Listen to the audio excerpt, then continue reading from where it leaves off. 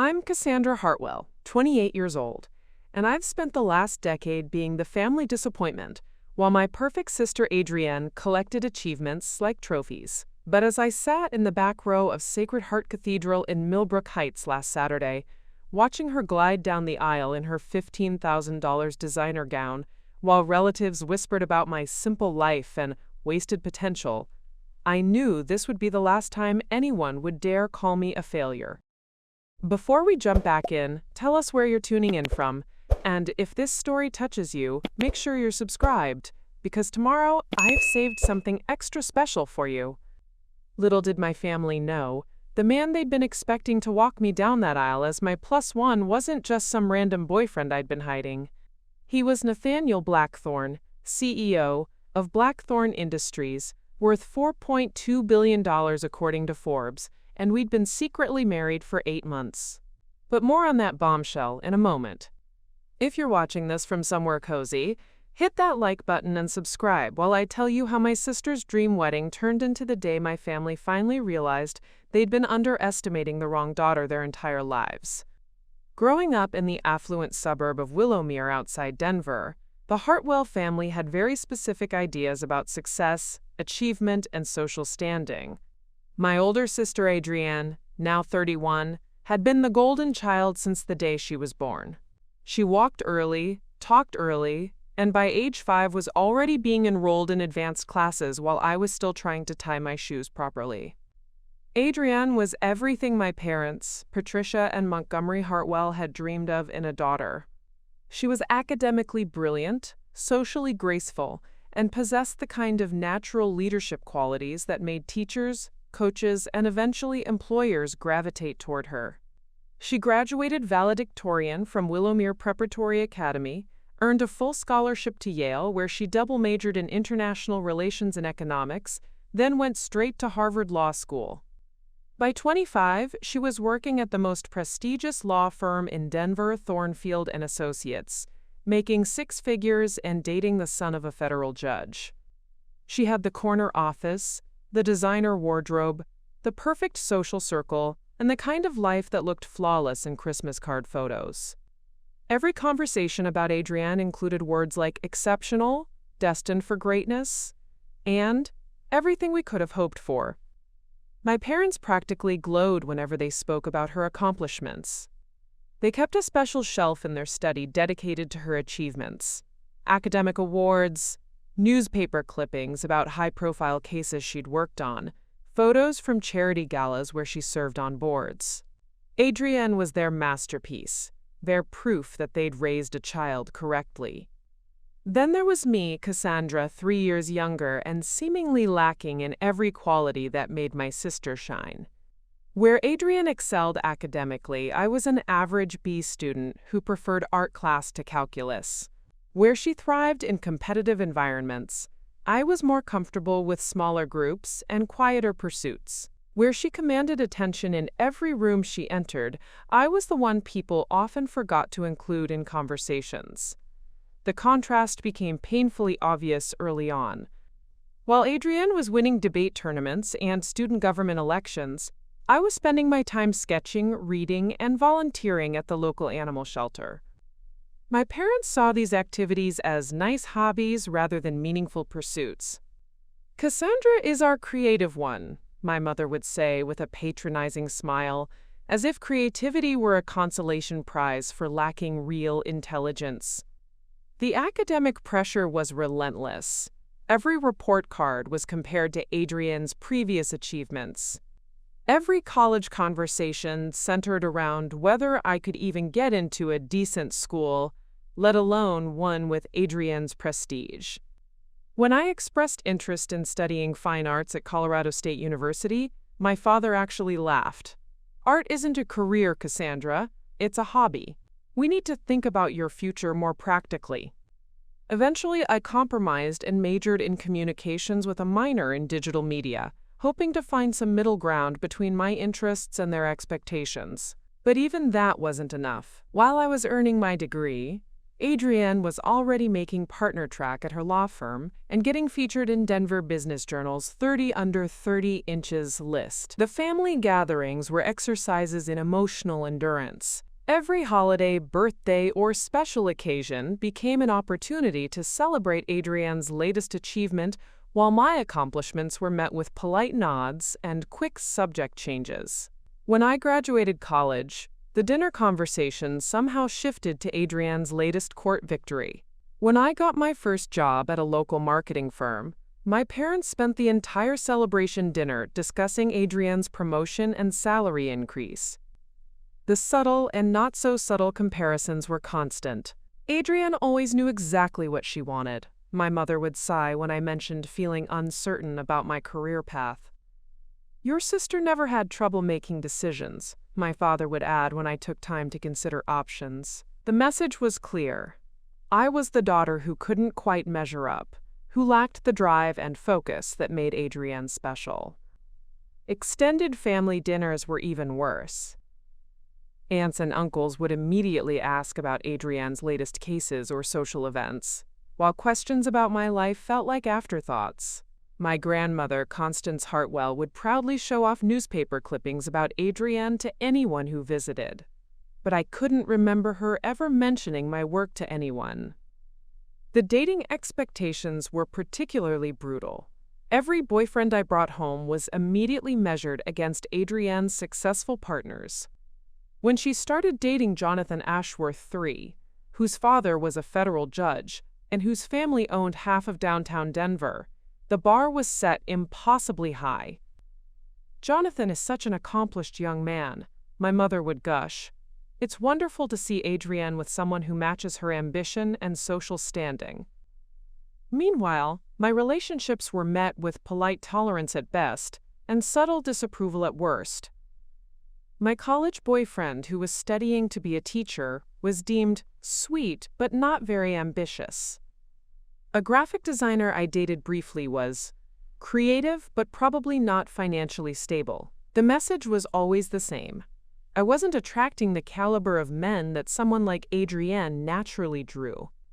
By my mid-20s, I had internalized the family narrative so completely that I began to believe it myself. Maybe I was the disappointment, the one who lacked whatever special quality Adrienne possessed.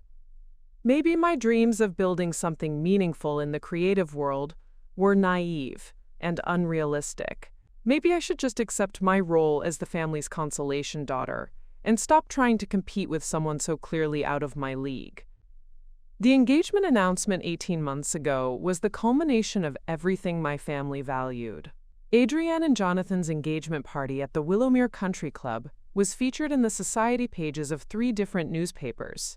The ring was a flawless 3-carat diamond that had belonged to Jonathan's grandmother. The wedding planning immediately became a family obsession, with my mother treating it like her personal masterpiece project. As the wedding approached, I found myself dreading not just the event itself, but everything it represented.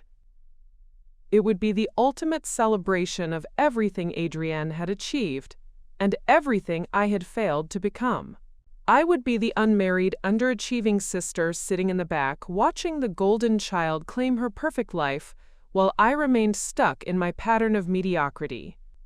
But what my family didn't know, what I had carefully kept hidden for the better part of a year, would change everything they thought they knew about their disappointing daughter. The wedding they were planning as Adrienne's moment of triumph was about to become the day I finally stepped out of her shadow forever.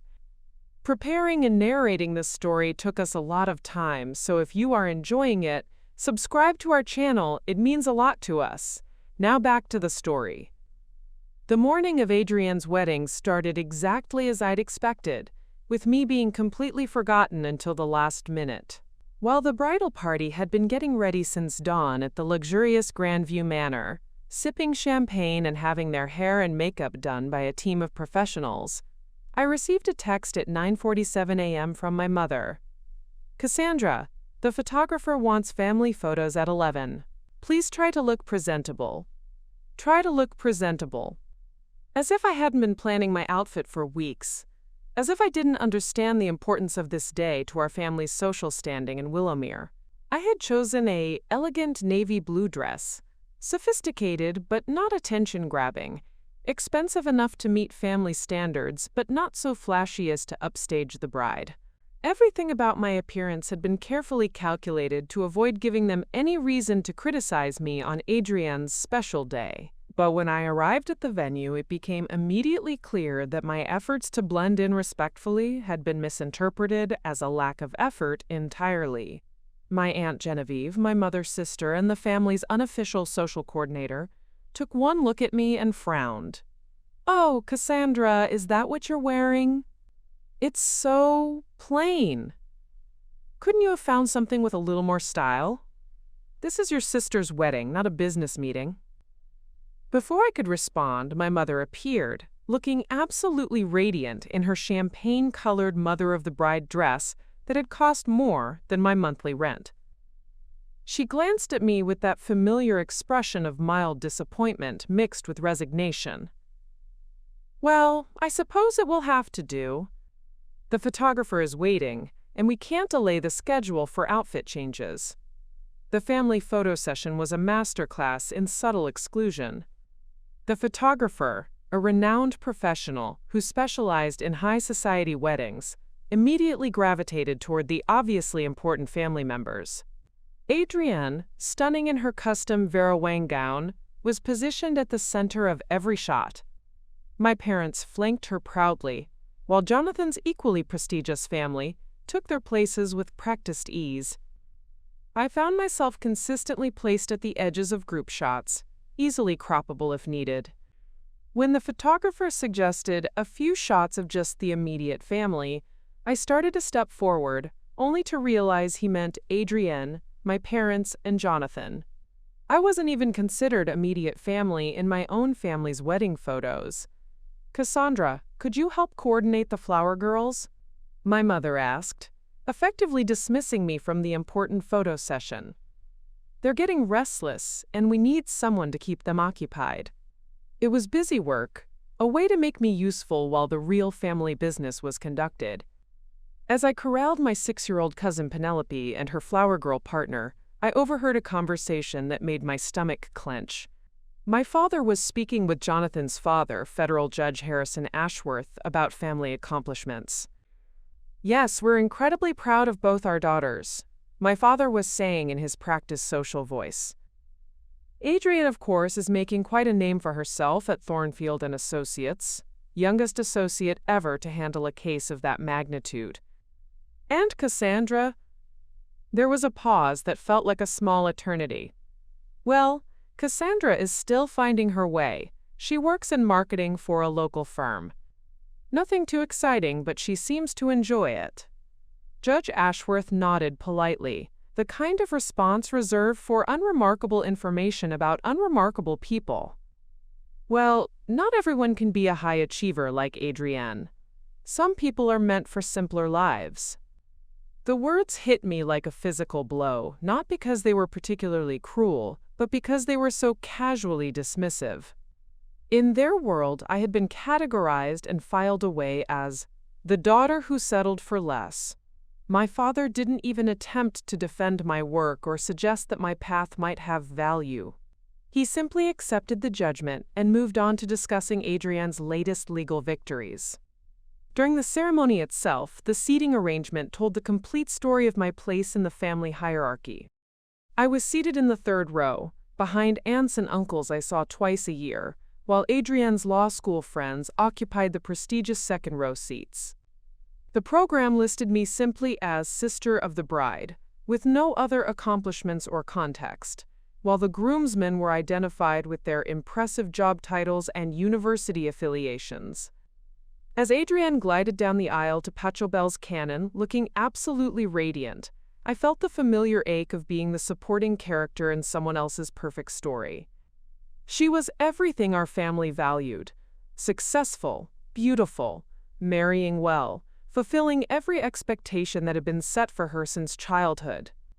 The pride on my parents' faces was unmistakable as they watched their perfect daughter marry into one of Denver's most influential families. The ceremony was flawless, as everything involving Adrienne always was. Her vows were eloquent and moving, bringing tears to the eyes of half the congregation. Jonathan's response was equally polished, befitting someone who had grown up in political circles where public speaking was a survival skill. They looked like the golden couple everyone expected them to be: beautiful, successful, destined for a life of continued achievement and social prominence. But it was during the cocktail reception that the real humiliation began. As guests mingled in the manicured gardens of Grandview Manor, I found myself in a series of conversations that felt like subtle interrogations about my failures to launch. "So, Cassandra," said Mrs. Pemberton, a prominent socialite whose daughter had been Adrienne's roommate at Yale, "what are you up to these days? Still working at that little marketing company?" "Yes, I'm actually really enjoying the creative challenges," I replied, trying to inject some enthusiasm into my voice. "How nice," she said with the tone people use when discussing mildly interesting hobbies. "And are you seeing anyone special? Adrienne mentioned you've been single for quite a while now." The implication was clear. At 28, I should have been following Adrienne's trajectory toward marriage and social success, not still finding myself in a career that barely registered on their radar of important professions. The conversations continued in the same vein throughout the afternoon, distant relatives expressing polite concern about my unmarried status. Family friends making gentle suggestions about networking opportunities, and perhaps it's time to think about settling down. Each interaction reinforced the narrative that had defined my entire adult life. I was the daughter who hadn't quite figured it out yet. The breaking point came during the reception dinner, when my Uncle Richard stood up to give a toast. "To the Hartwell and Ashworth families," he began, raising his champagne glass, "and to the bright future ahead for Adrienne and Jonathan. You've both achieved so much already, and we know this is just the beginning of a lifetime of success and happiness." He paused, scanning the room with the confidence of someone who had given many important toasts at many important events. It's wonderful to see young people who know what they want and have the drive to achieve it. In a world where so many people drift through life without direction, Adrienne and Jonathan are shining examples of what's possible when you combine intelligence, ambition, and good values. The words "so many people drift through life without direction" seemed to echo directly at my table. Several family members glanced in my direction with expressions that ranged from sympathetic to pitying. I was the living example of the cautionary tale he was subtly referencing, the person who lacked the focus and drive that made Adrienne special. As applause filled the elegant ballroom and guests raised their glasses to toast the perfect couple, I sat there feeling smaller than I had in years. This was supposed to be a celebration of love and new beginnings, but for me it felt like a public confirmation of everything I had failed to become. But what they didn't know, what none of them could have imagined as they continued their polite conversations about my modest life and uncertain future, was that in exactly 47 minutes, their entire perception of the Hartwell family hierarchy was about to be turned completely upside down. The man I had been expecting to arrive during the reception wasn't just my secret boyfriend or even my secret fiancé. He was my secret husband, and his entrance was going to make this wedding a day that Willowmere society would be talking about for years to come. To truly understand how deep the family dynamics ran, you need to know about the Hartwell legacy and what it meant to be born into this particular version of American aristocracy. The Hartwell name carried weight in Willowmere and throughout Colorado, built on 3 generations of legal excellence, political connections, and carefully cultivated social standing. My grandfather, Judge Theodore Hartwell, had established the family's reputation in the 1960s as one of the most respected federal judges in the state. He'd presided over landmark civil rights cases and had been instrumental in several key Supreme Court decisions that shaped Colorado law. His portrait hung in the Colorado State Capitol building, and a law library at the University of Denver bore his name. My father, Montgomery Hartwell, had followed in those prestigious footsteps, becoming a prominent defense attorney who represented Fortune 500 companies and high-profile political figures. His corner office at Hartwell Morrison and Associates overlooked downtown Denver, and his client list read like a who's who of Colorado's power elite. He served on the boards of 3 major nonprofits and had been featured on the cover of Colorado Legal magazine twice in the past decade. My mother, Patricia, came from equally impressive stock. The daughter of a prominent surgeon and a philanthropist who had chaired the Denver Art Museum's board for 15 years, she had graduated summa cum laude from Vassar before earning her master's in art history from Columbia. She had chosen to focus on family and charitable work rather than pursue a career, but her intelligence and social grace made her one of Willomere's most influential women. She chaired the annual Autumn Charity Gala, which raised over $2 million each year for children's education, and her approval could make or break social standing in our community. Into this family of achievers, Adrienne had arrived like the natural heir to a throne. From the moment she could walk and talk, it was clear she possessed the particular combination of intelligence, charisma, and ambition that the Hartwell legacy demanded. She wasn't just smart, she was strategic. She didn't just succeed, she excelled in ways that brought honor to the family name. At Willomere Preparatory Academy, Adrienne had been the student body president for 3 consecutive years, something that had never been done before or since. She had founded the school's first Model United Nations program, which went on to win state championships 4 years running. Her senior year, she had single-handedly organized a fundraising campaign that raised enough money to build a new science wing, and the dedication plaque still bore her name 13 years later. But it wasn't just academic excellence that set Adrienne apart, it was her ability to navigate social situations with the kind of intuitive grace that couldn't be taught. She remembered everyone's names, asked about their children, and somehow made each person feel like they were the most important individual in the room. At family gatherings, she would spend equal time talking with my grandmother's bridge club friends and my father's law partners, adapting her conversation style seamlessly to match whatever made each person feel valued and heard. My parents recognized this gift early and invested heavily in cultivating it. Adrienne had private tutors for subjects where she showed even the slightest weakness. She took horseback riding lessons at the most exclusive stable in the state, learned classical piano from a teacher who had trained at Juilliard, and spent summers at prestigious camps where she networked with the children of other influential families. By the time she was 16, Adrienne was already being groomed for leadership roles in the community. She interned at my father's law firm, not just filing papers but sitting in on client meetings and contributing to case strategy discussions. She volunteered for political campaigns, but only for candidates my parents deemed worthy of association. She attended charity galas and fundraising events, not as a teenager dragged along by her parents, but as a junior participant who understood the importance of being seen with the right people. The college selection process for Adrienne had been a family affair that consumed our household for nearly 2 years. My parents hired an educational consultant who specialized in Ivy League admissions, someone who charged $5,000 just for the initial assessment. They arranged for Adrienne to spend a summer studying abroad in Switzerland, not for fun, but because the consultant said international experience would strengthen her applications. When the acceptance letters arrived, Adrienne had options that read like a catalog of American educational prestige: Harvard, Yale, Princeton, Stanford, and Columbia. The family celebrated each acceptance with dinner at Willomere's most exclusive restaurant, Le Bernardin, where my father would invariably order a bottle of champagne that cost more than most people's monthly salary.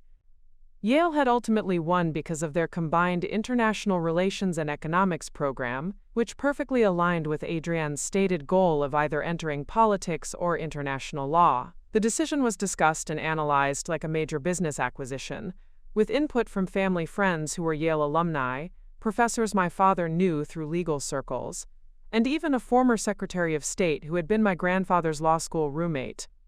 At Yale, Adrienne had continued her pattern of strategic excellence.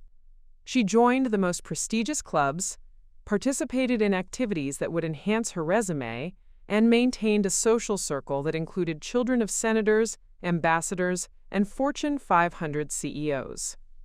Her summers were spent interning at organizations that would build her credentials: the State Department, the United Nations, and finally at a white-shoe law firm in Manhattan, where she worked directly with partners on international mergers and acquisitions. Law school at Harvard had been almost predetermined. The Hartwell family had 3 generations of Harvard law graduates, and Adrienne's acceptance there wasn't just an individual achievement, it was a continuation of family tradition. She had graduated magna cum laude, been an editor of the Harvard Law Review, and had received job offers from 7 of the top 10 law firms in the country before she even took the bar exam. Her choice to return to Denver and join Thornfield & Associates had been strategic rather than sentimental. Thornfield was the most prestigious firm in Colorado, the kind of place where young attorneys could work on cases that shaped state and federal law. Within 3 years, Adrienne had been assigned to lead an environmental protection case that received national media attention. When she won a settlement that forced a major corporation to pay $200 million in cleanup costs, her photograph appeared on the front page of the Denver Post alongside a headline that read, "Local Attorney Delivers Victory for Colorado Environment." That case had made Adrienne something approaching a local celebrity. She was invited to speak at universities, law schools, and environmental conferences across the country. The Colorado Bar Association gave her their Young Lawyer of the Year award when she was just 28.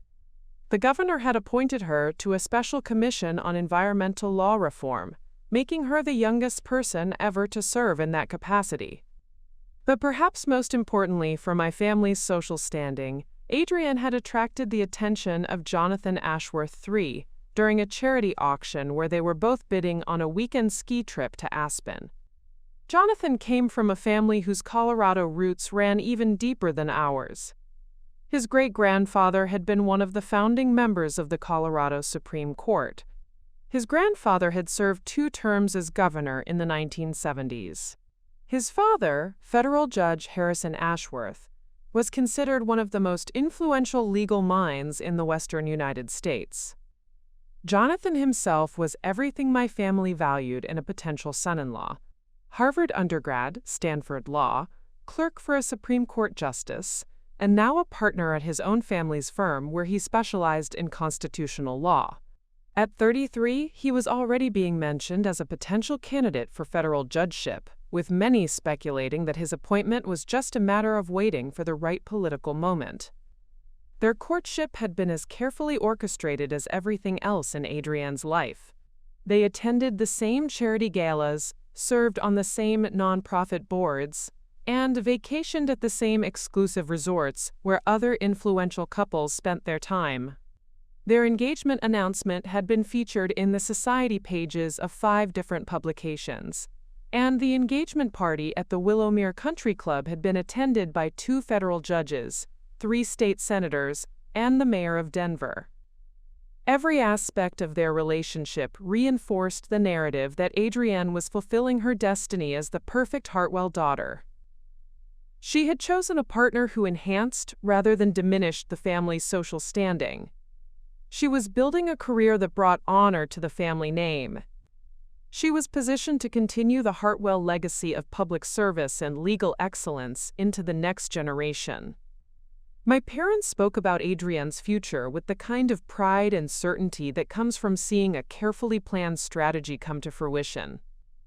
They talked about the cases she would win, the positions she would hold, the influence she would wield. They speculated about Jonathan's judicial appointment and what it would mean for both families' political connections.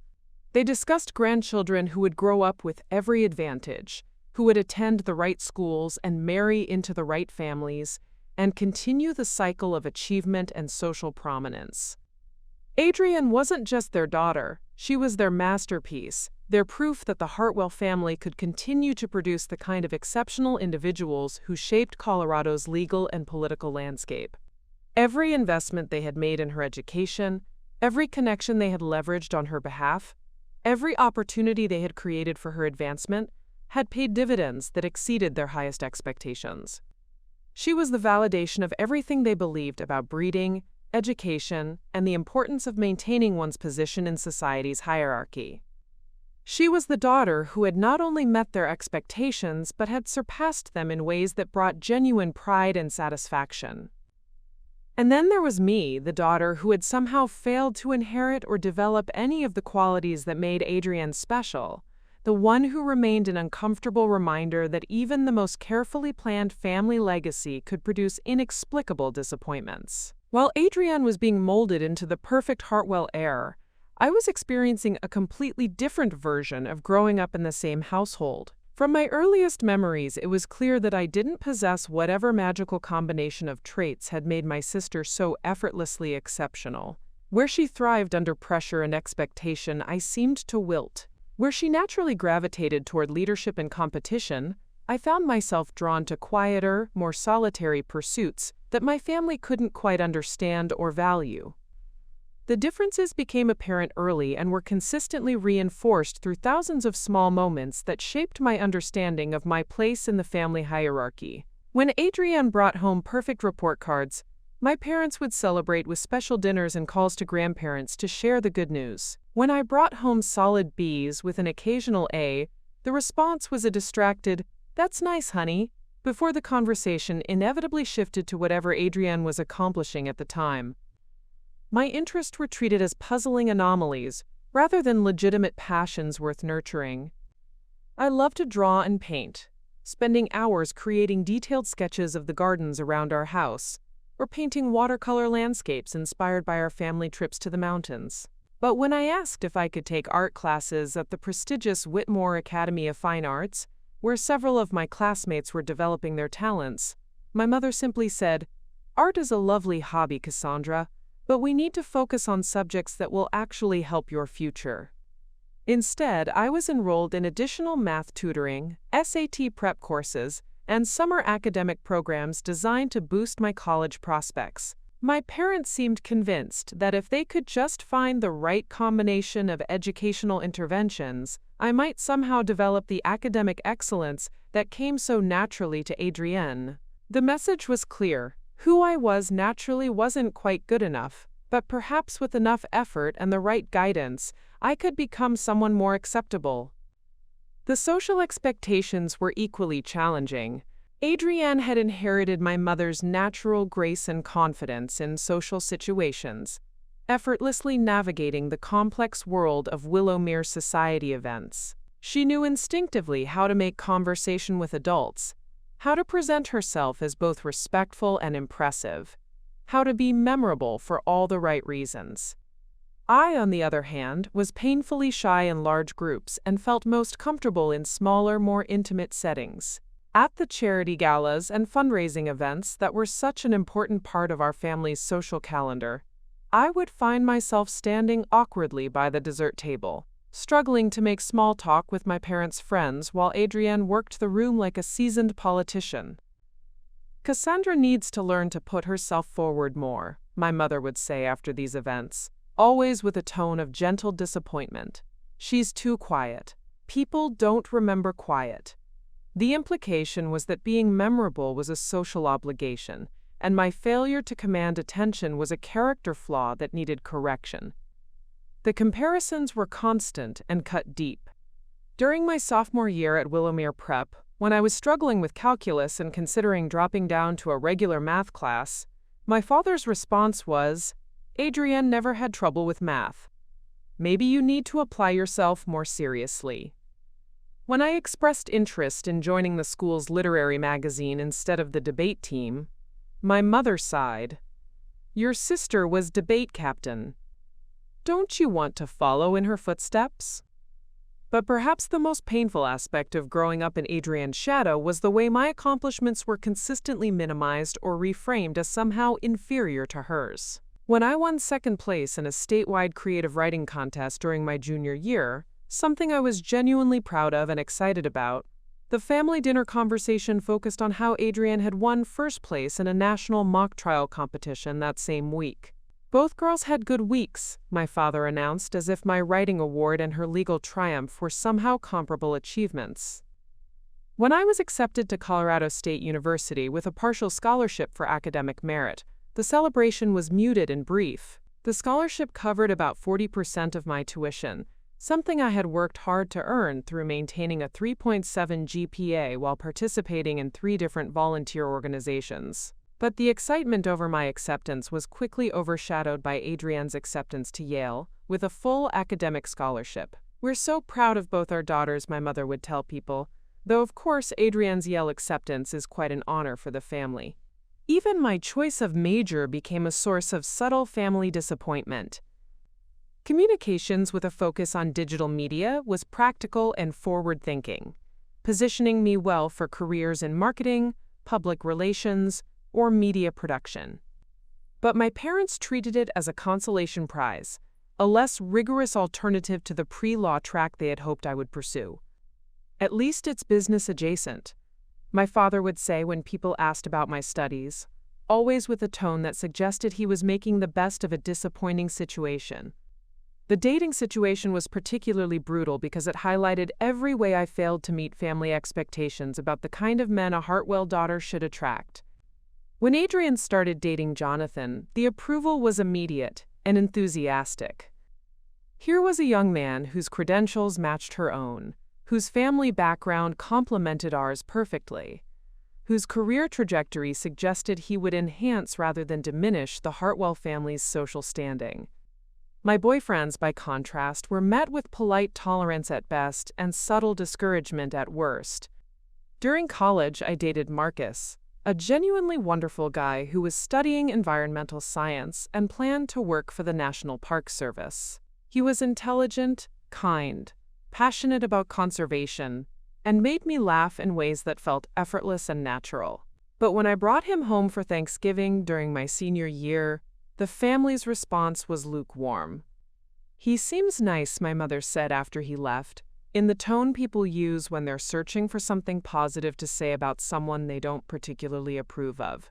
Though I suppose working for the government doesn't offer much in terms of advancement opportunities or financial security. My father was more direct. "Environmental science is fine for someone who wants to work outdoors, but it's not exactly a profession that builds wealth or social influence. You might want to think about whether you're compatible with someone whose ambitions are so modest." The message was clear. Marcus was a perfectly acceptable person, but he wasn't the caliber of man a Hartwell daughter should seriously consider for marriage. The comparison to Jonathan, with his Harvard law degree and family connections, was never explicitly made, but it hung over every conversation about my relationship.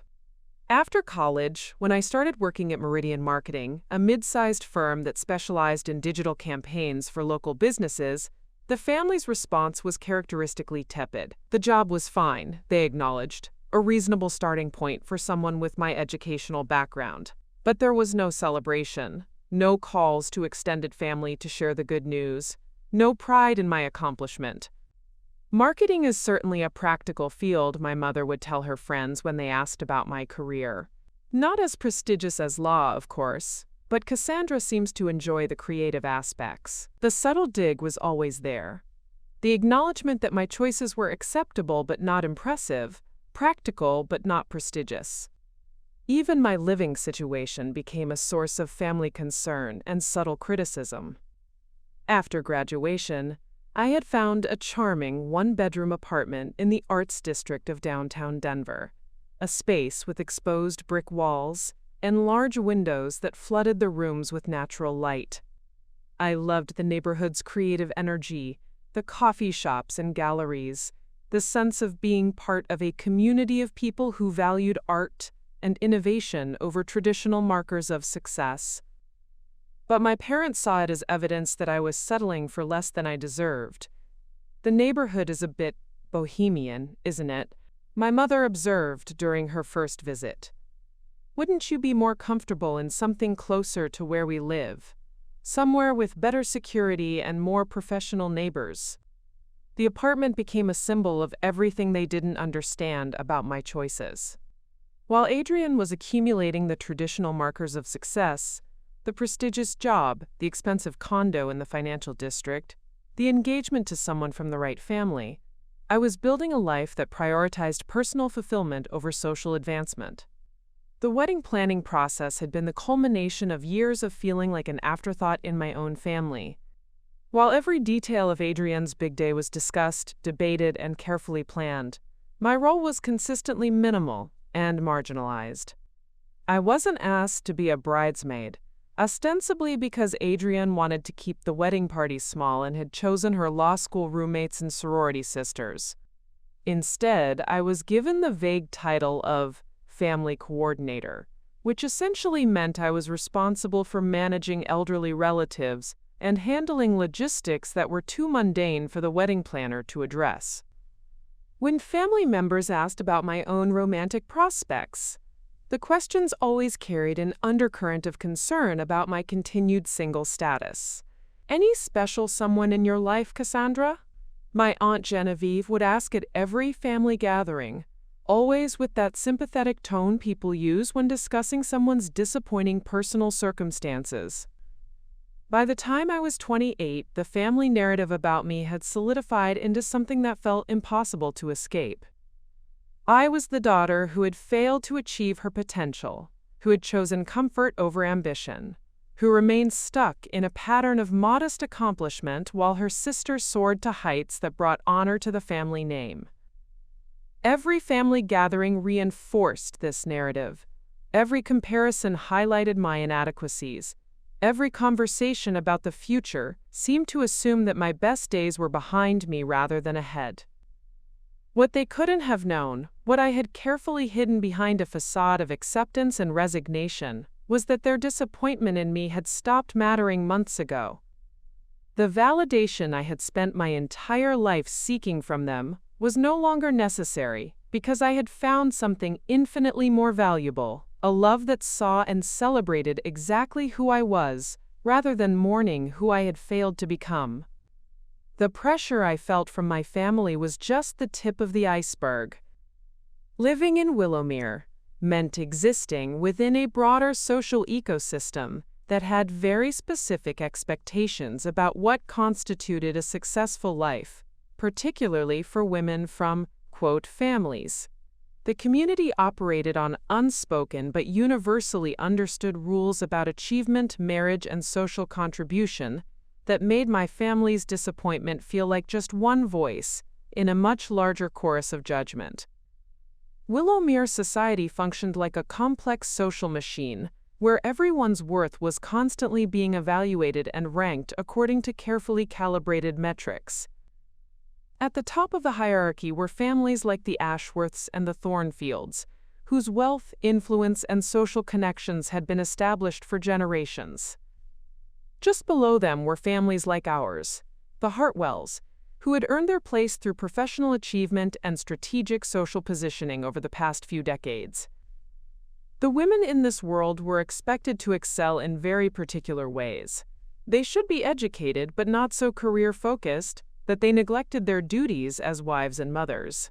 They should be accomplished, but in fields that enhanced rather than competed with their husband's professional standing.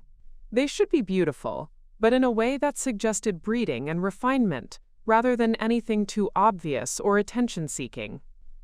Most importantly, they were expected to marry well, to choose partners who would elevate their family's social standing and produce the next generation of appropriately privileged children. A woman who remained single past her late 20s, or who married beneath her social station, was seen as having failed in one of her most fundamental responsibilities to her family and community. I felt this pressure most acutely at the countless social events that punctuated Willowmere's calendar year.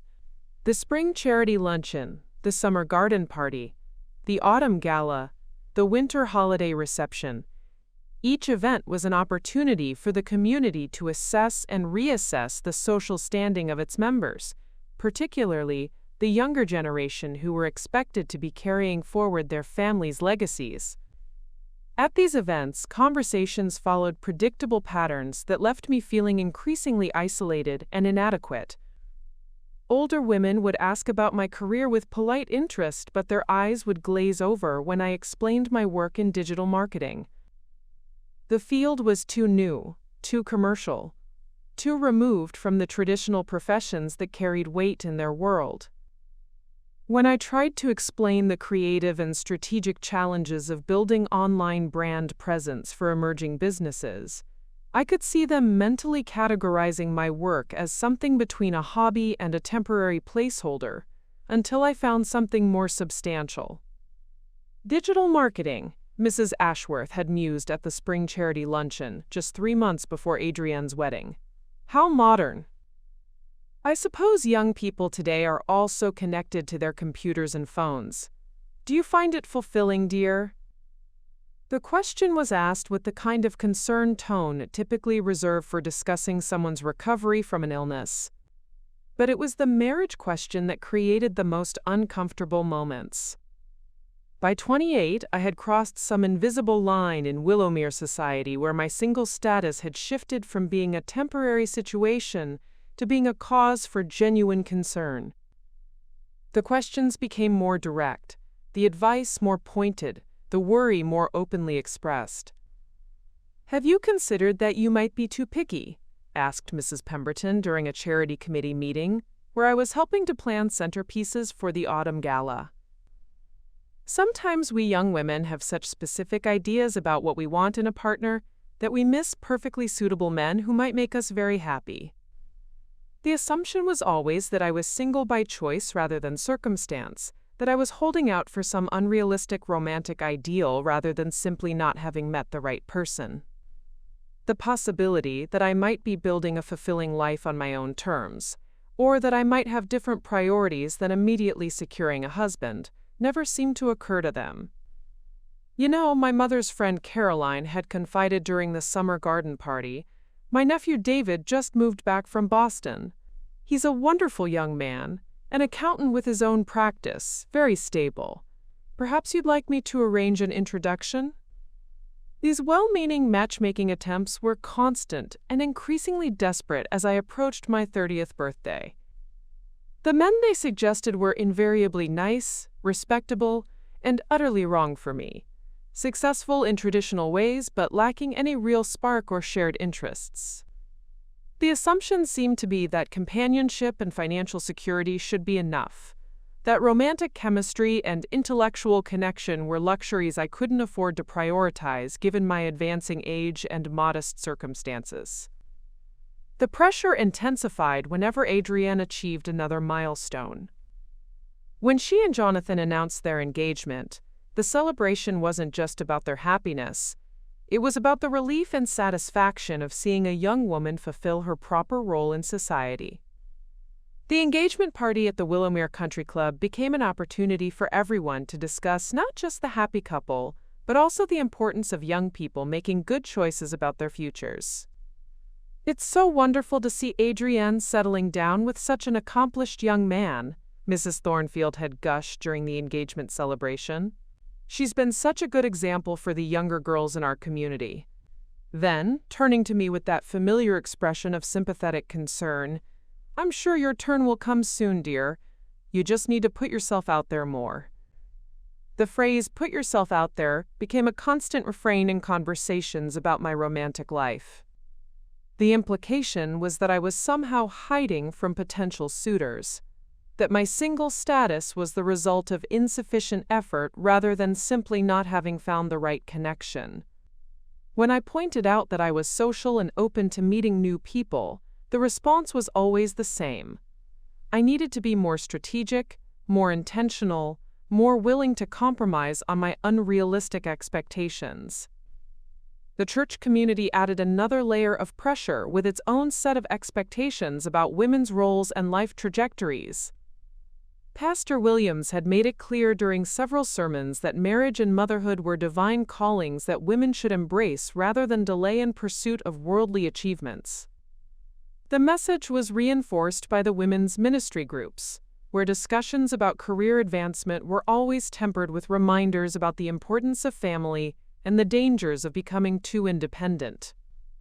A woman's greatest fulfillment comes through nurturing others, Mrs. Patterson, the women's ministry leader, had declared during a particularly memorable Bible study. Career success is fine, but it shouldn't come at the expense of our fundamental calling as wives and mothers. Even secular social spaces carried implicit expectations about women's life choices.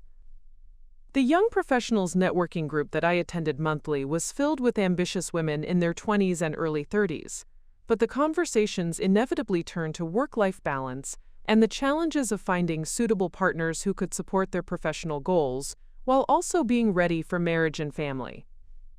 The problem with men our age, complained Jessica, a marketing director at a prominent Denver firm, is that they either want you to give up your career completely or they're so focused on their own success that they can't commit to anything serious. Where are all the men who are ready to build a life together? The assumption underlying these conversations was always that career success was temporary, a phase to be enjoyed before transitioning into the more important work of marriage and motherhood. Women who remained single and career-focused past their early 30s were viewed with a mixture of pity and suspicion, as if they had somehow missed the point of their own lives. The social media landscape made these pressures even more intense and inescapable. My Facebook feed was a constant stream of engagement announcements, wedding photos, and baby pictures from college classmates and acquaintances.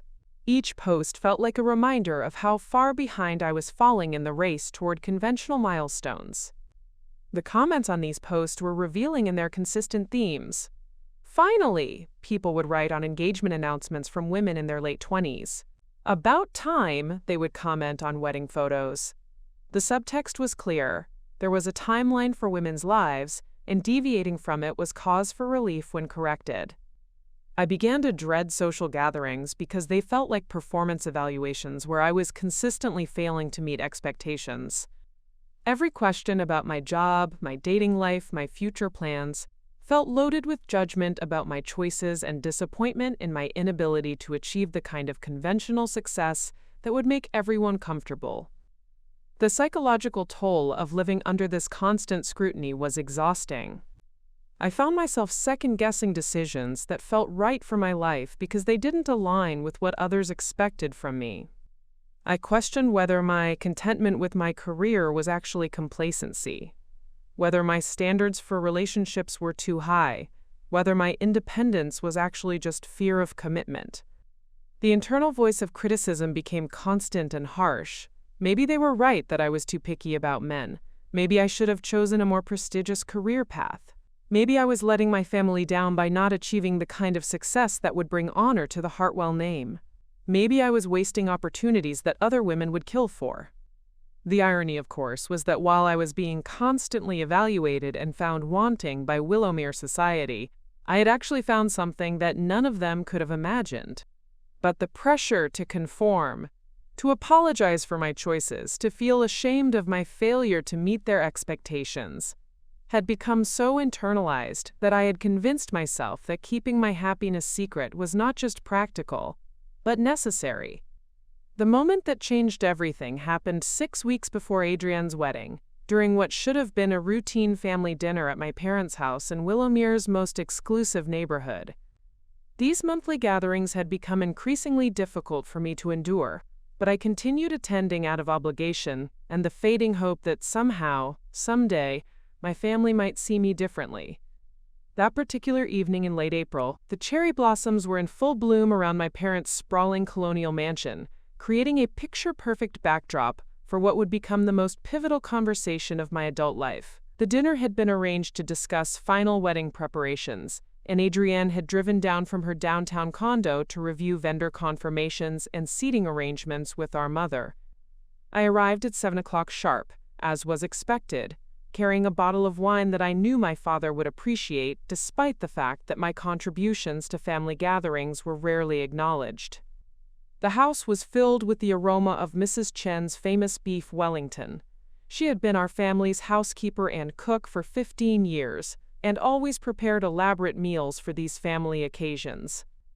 The conversation over dinner had followed its usual pattern. Adrienne dominated the discussion with updates about her final case preparations before taking time off for her honeymoon, details about the wedding planning progress, and excited chatter about the European honeymoon itinerary that Jonathan had surprised her with. My parents hung on every word, asking follow-up questions and offering enthusiastic responses to each detail. I had contributed what I could to the conversation, making appropriate comments about dress fittings and flower arrangements, but mostly I found myself in my familiar role as the supportive audience for Adrienne's starring performance. It wasn't until dessert was served, Mrs. Chen's legendary chocolate soufflé, that the conversation took a turn that would alter the trajectory of my relationship with my family forever. "You know," my mother said, setting down her coffee cup with that particular expression she wore when she was about to address a problem that had been weighing on her mind, "we really need to discuss Cassandra's situation for the wedding." The word situation hung in the air like an accusation, and I felt my stomach tighten with familiar dread. I had been hoping we could get through the entire evening without my personal life becoming a topic of family concern and analysis. "What do you mean?" I asked, though I suspected I already knew where this was heading. My father cleared his throat, the way he did when he was preparing to deliver difficult news to a client. "Well, sweetheart, it's just that you're 28 now, and you'll be attending your sister's wedding without a date." Again, people are starting to ask questions. "Questions about what?" I replied, though my voice sounded smaller than I intended. Adrienne, who had been scrolling through something on her phone, looked up with that expression of sympathetic concern that I had learned to dread. "Cassie, we're worried about you. You've been single for over 2 years now, and you don't seem to be making any effort to meet anyone suitable. It's not normal for someone your age." The casual cruelty of that statement, "it's not normal," hit me like a physical blow.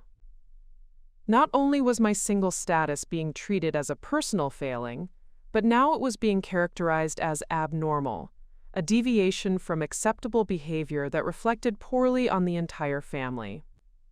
"I've been focused on my career," I said, attempting to maintain some dignity while feeling increasingly cornered. "I'm happy with my life the way it is."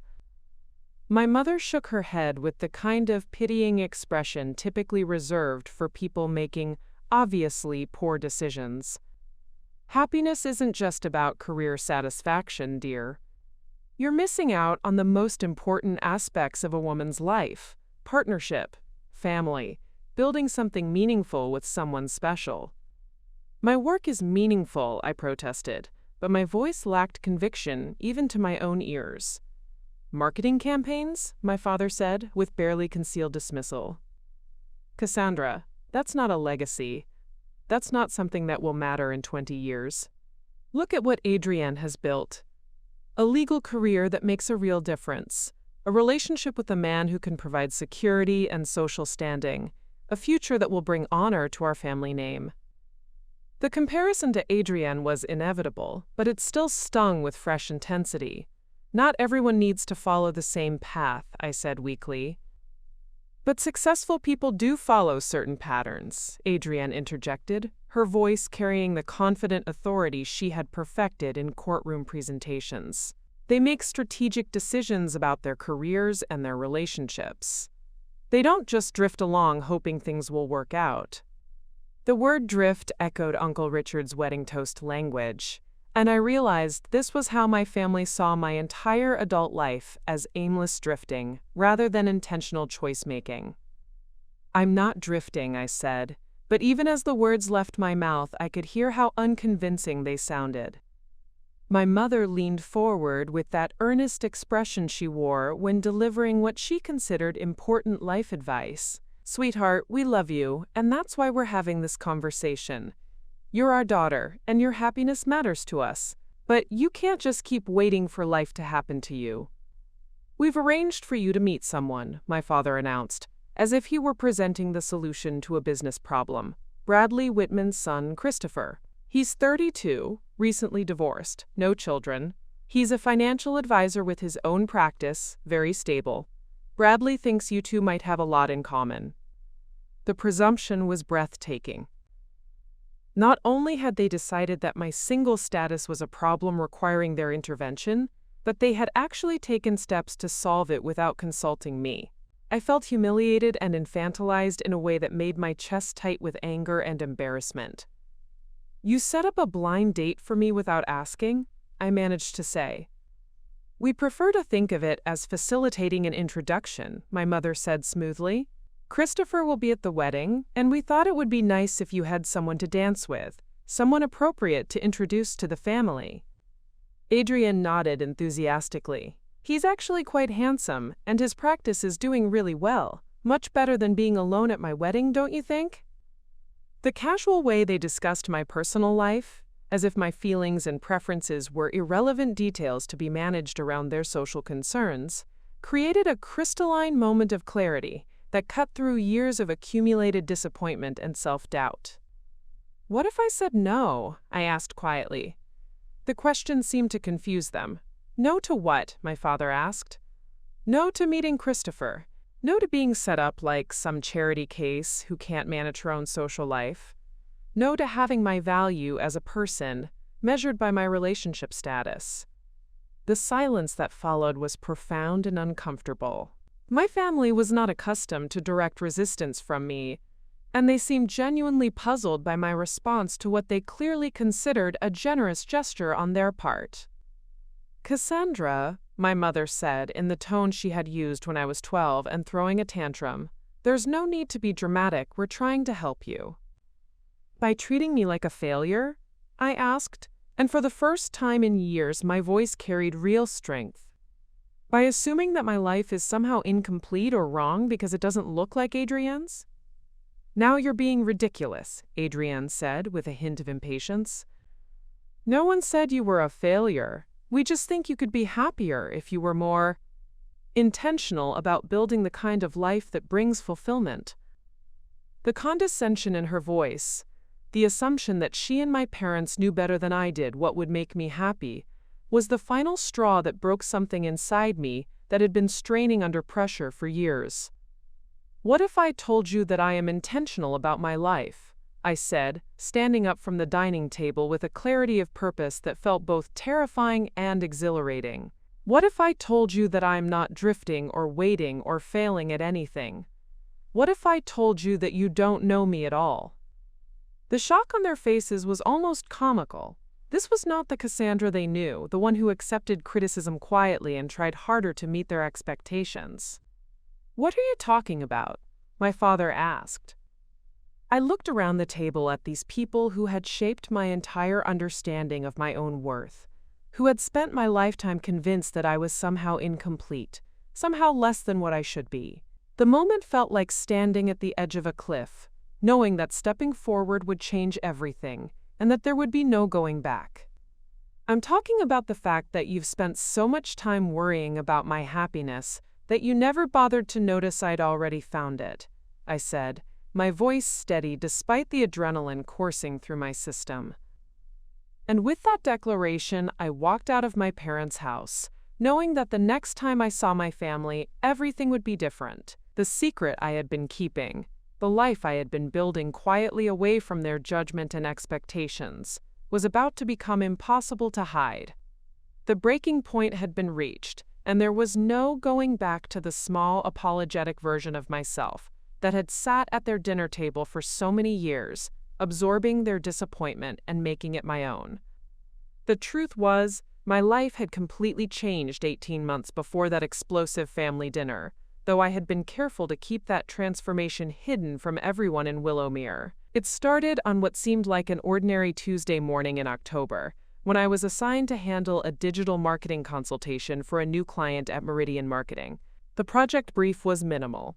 A technology company needed help establishing their online presence and building brand awareness in the Denver market.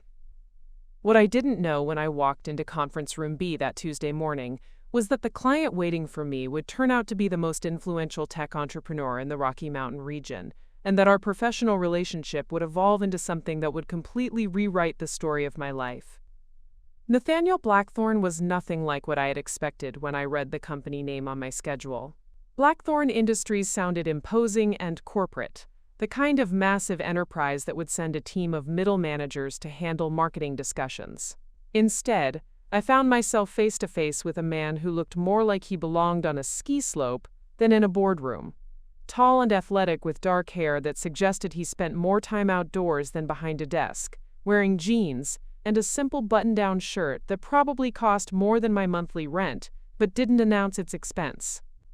What struck me most immediately wasn't his appearance, though he was undeniably attractive in an understated way that my family would never have noticed or valued. It was his presence, the way he listened when people spoke, asked thoughtful questions, and seemed genuinely interested in ideas rather than just looking for ways to demonstrate his own intelligence. In a world where most men I met were either intimidated by any display of competence from women or felt compelled to prove their superiority, Nathaniel was refreshingly secure in himself.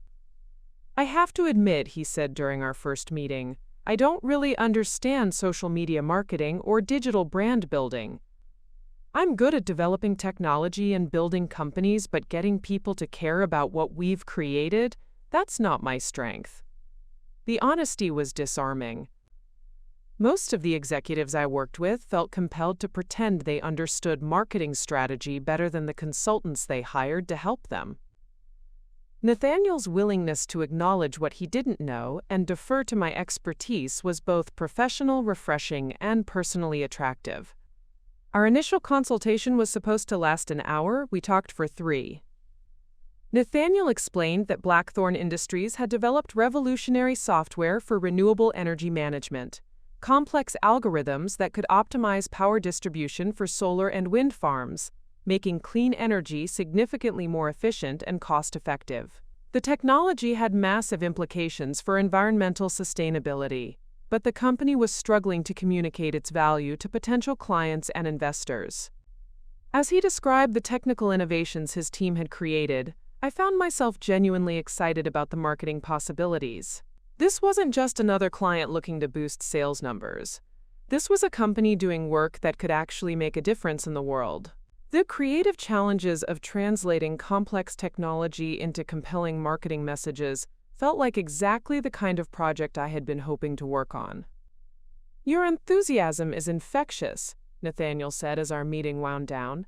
"Most people's eyes glaze over when I start talking about energy optimization algorithms.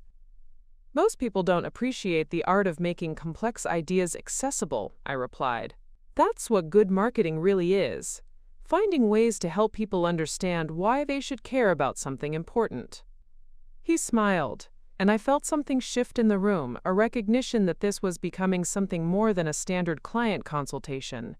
"I think we're going to work well together," he said, and something in his tone suggested he meant that in ways that extended beyond professional collaboration. The project officially began the following week, and I threw myself into it with an energy and passion that I hadn't felt about work in years. Nathaniel had given me complete creative freedom to develop Blackthorne Industries' marketing strategy, along with a budget that was larger than anything I had worked with at Meridian. More importantly, he seemed to genuinely value my ideas and insights, treating me like a strategic partner rather than a vendor providing services.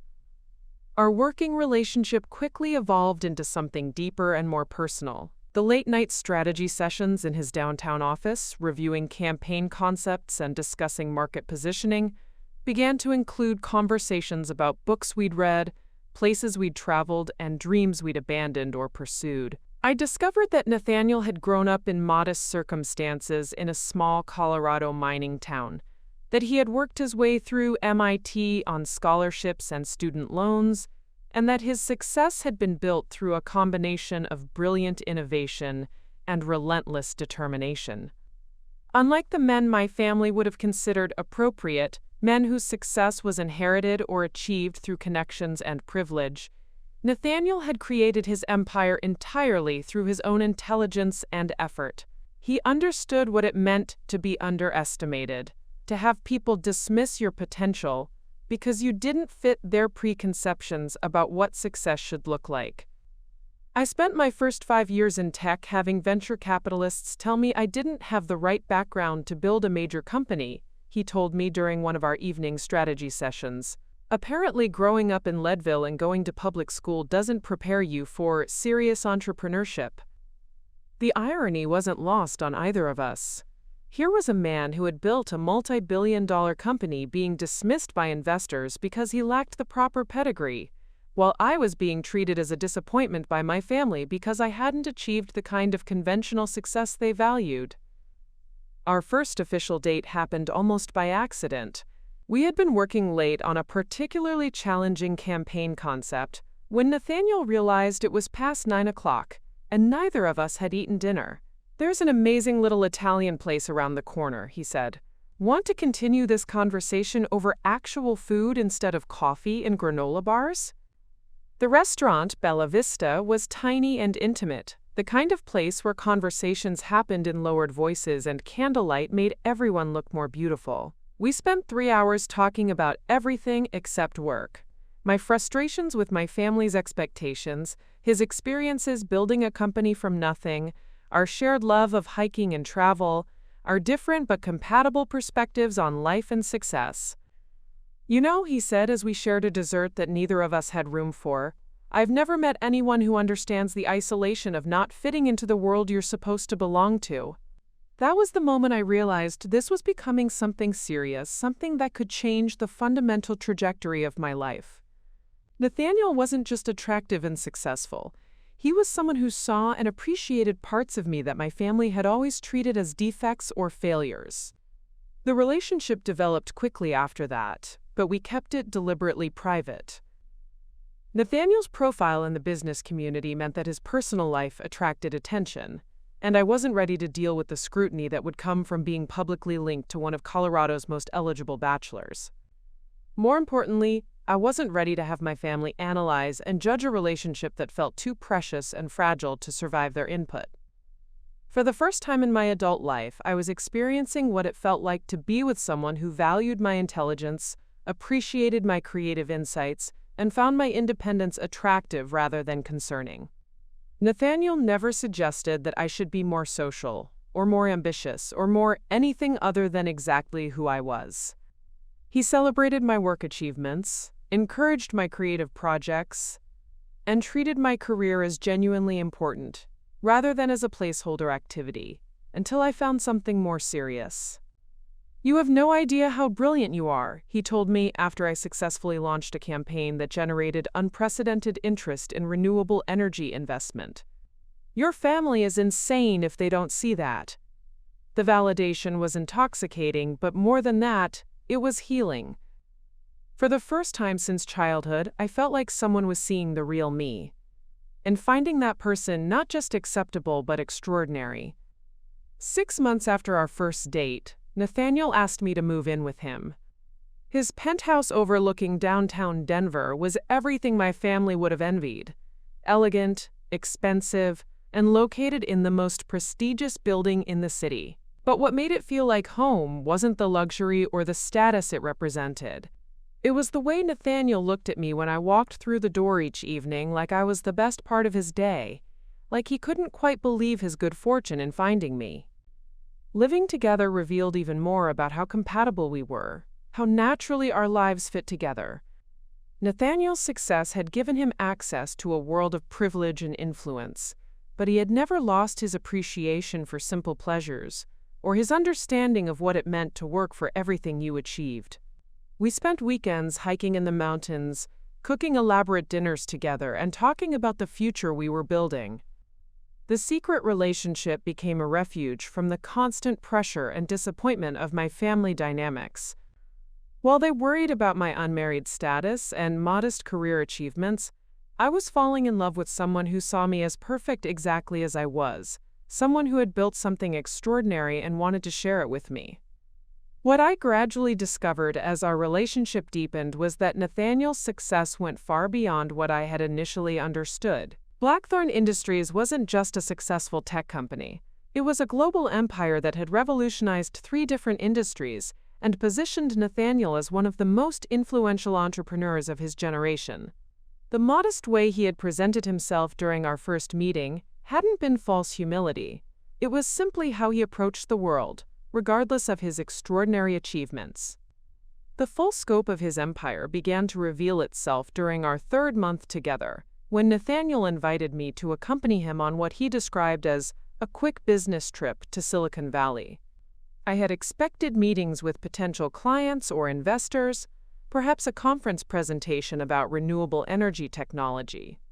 Instead, I found myself sitting in boardrooms where Nathaniel was making decisions that would affect thousands of employees and billions of dollars in market value.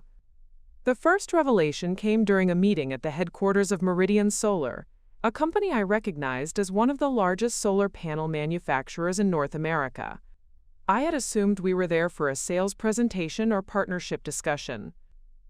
Instead, the meeting began with executives providing quarterly reports to Nathaniel, who listened thoughtfully before making strategic recommendations about manufacturing expansion and international market development. "Wait," I whispered to him during a coffee break, "do you own this company?" He smiled with that characteristic understatement that I was learning to recognize. 68%. We acquired them 2 years ago when they were struggling with distribution challenges.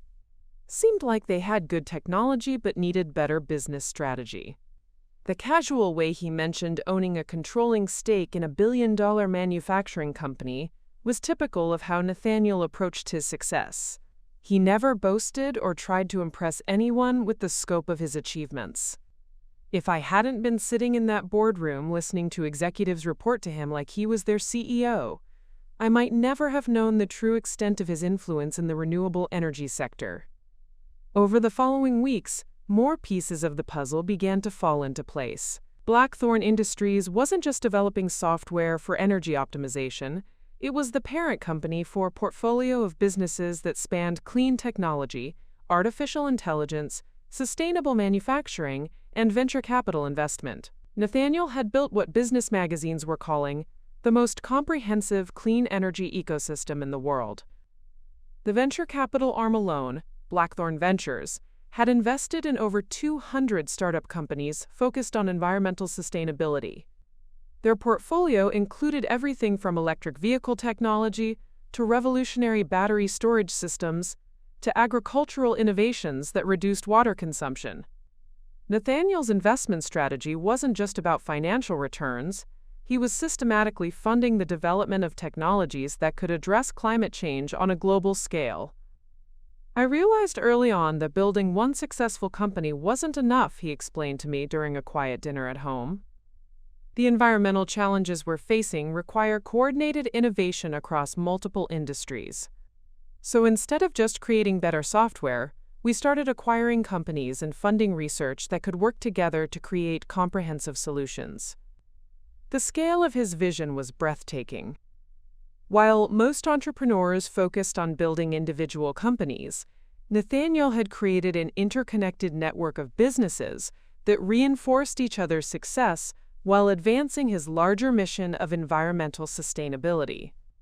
The software his original company had developed was now being used by dozens of companies in his portfolio, creating efficiency improvements that had saved millions of tons of carbon emissions. Forbes had featured him on their cover 18 months earlier with the headline "The Clean Energy Revolutionary," but Nathaniel had never mentioned the article.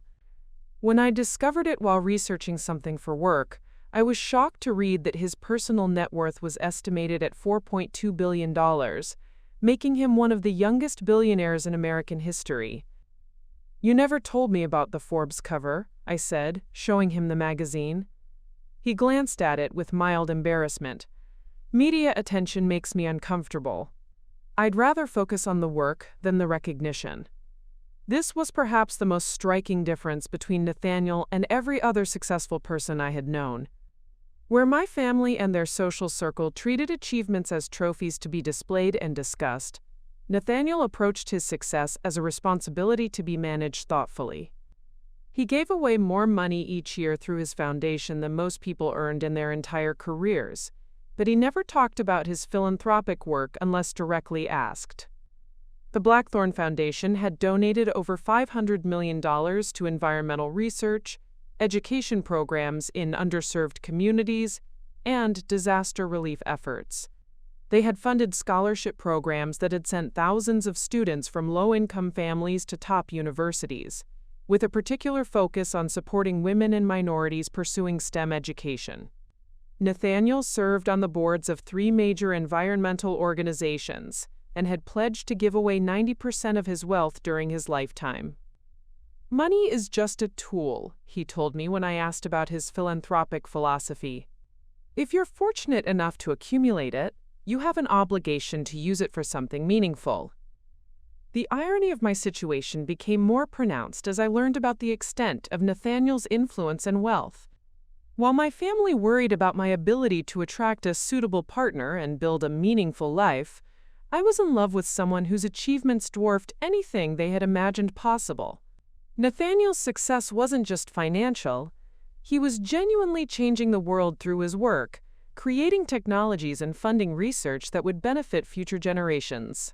But perhaps more importantly than his wealth or influence was the way Nathaniel treated our relationship. Despite having access to every luxury and privilege that money could provide, he found happiness in the simple aspects of our life together. He cooked dinner for me when I had difficult days at work. He listened to my ideas about marketing strategy with the same attention he gave to billion-dollar investment decisions. He encouraged me to pursue creative projects that had nothing to do with advancing his business interests. "You know what I love most about you?" he said one evening as we sat on the balcony of his penthouse, watching the sunset paint the mountains in shades of gold and pink. "You see me as Nathaniel, not as Blackthorne Industries or Forbes covers or any of that external stuff. You fell in love with who I am, not what I've accomplished." The truth was that I had fallen in love with him before I understood the magnitude of his success, which made our relationship feel authentic in a way that was completely foreign to the strategic partnership dynamics I had observed in my family and social circle. Nathaniel's wealth was impressive, but his character was extraordinary. His business achievements were remarkable, but his kindness and integrity were what made me want to build a life with him. 8 months into our relationship, during a weekend trip to his cabin on Lake Tahoe, Nathaniel asked me to marry him. The proposal wasn't elaborate or public, just the 2 of us on a hiking trail overlooking the lake, with him explaining that he had never imagined feeling this complete with another person and asking if I would consider spending the rest of our lives together. I said yes without hesitation, not because of his wealth or status, but because he was the first person who had ever made me feel like the best version of myself. The engagement ring was beautiful but understated, a classic solitaire that reflected his preference for elegance over ostentation. "I want to give you the kind of wedding you've always dreamed of," he said, as we celebrated our engagement with champagne on the cabin's deck. "Whatever you want, wherever you want, whenever you want." But I surprised both of us by asking for something completely different. "I want to get married quietly, just us, without all the publicity and social pressure that would come with a big wedding." 3 weeks later, we were married in a simple ceremony at the courthouse in downtown Denver, with just 2 witnesses and a judge who had been Nathaniel's law school classmate. It was perfect, intimate, meaningful, and entirely focused on the commitment we were making to each other, rather than the social spectacle that a larger wedding would have become. We postponed our honeymoon and decided to keep the marriage secret for a few months while we figured out how to handle the inevitable media attention and family reactions. Nathaniel was respectful of my desire to tell my family on my own terms, and he understood that revealing our marriage would fundamentally change how everyone in my life saw me.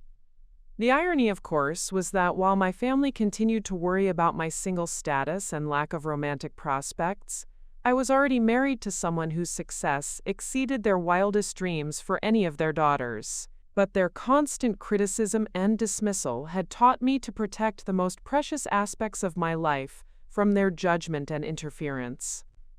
The weeks following my explosive departure from that family dinner were filled with increasingly frantic attempts by my parents and Adrienne to repair what they saw as a misunderstanding that threatened to ruin the perfect wedding they had been planning for over a year. The voicemails, texts, and emails that flooded my phone revealed just how little they understood about what had actually happened during our confrontation. My mother's messages oscillated between wounded confusion and determined problem-solving.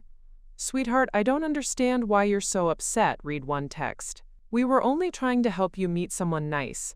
Please call me back so we can work this out before the wedding." Another message arrived 2 days later. "I've spoken with Bradley Whitman, and Christopher is very understanding about the mix-up. He's still interested in meeting you at the reception if you'd like to give it a chance." The fact that she was still trying to orchestrate the blind date arrangement, even after I had explicitly rejected the entire concept, demonstrated how completely they had missed the point of my anger. They saw my reaction as an over-response to their well-intentioned matchmaking rather than a fundamental rejection of their right to manage my personal life according to their social expectations. Adrienne's approach was more strategic, befitting her legal training. She sent carefully worded messages that acknowledged my feelings, while simultaneously minimizing their validity. "I understand that you felt ambushed by our conversation," she wrote, "but I hope you can see that we're coming from a place of love and concern. The wedding is in 6 weeks, and it would mean everything to me to have my sister there, supporting me on the most important day of my life." The emotional manipulation was subtle but unmistakable.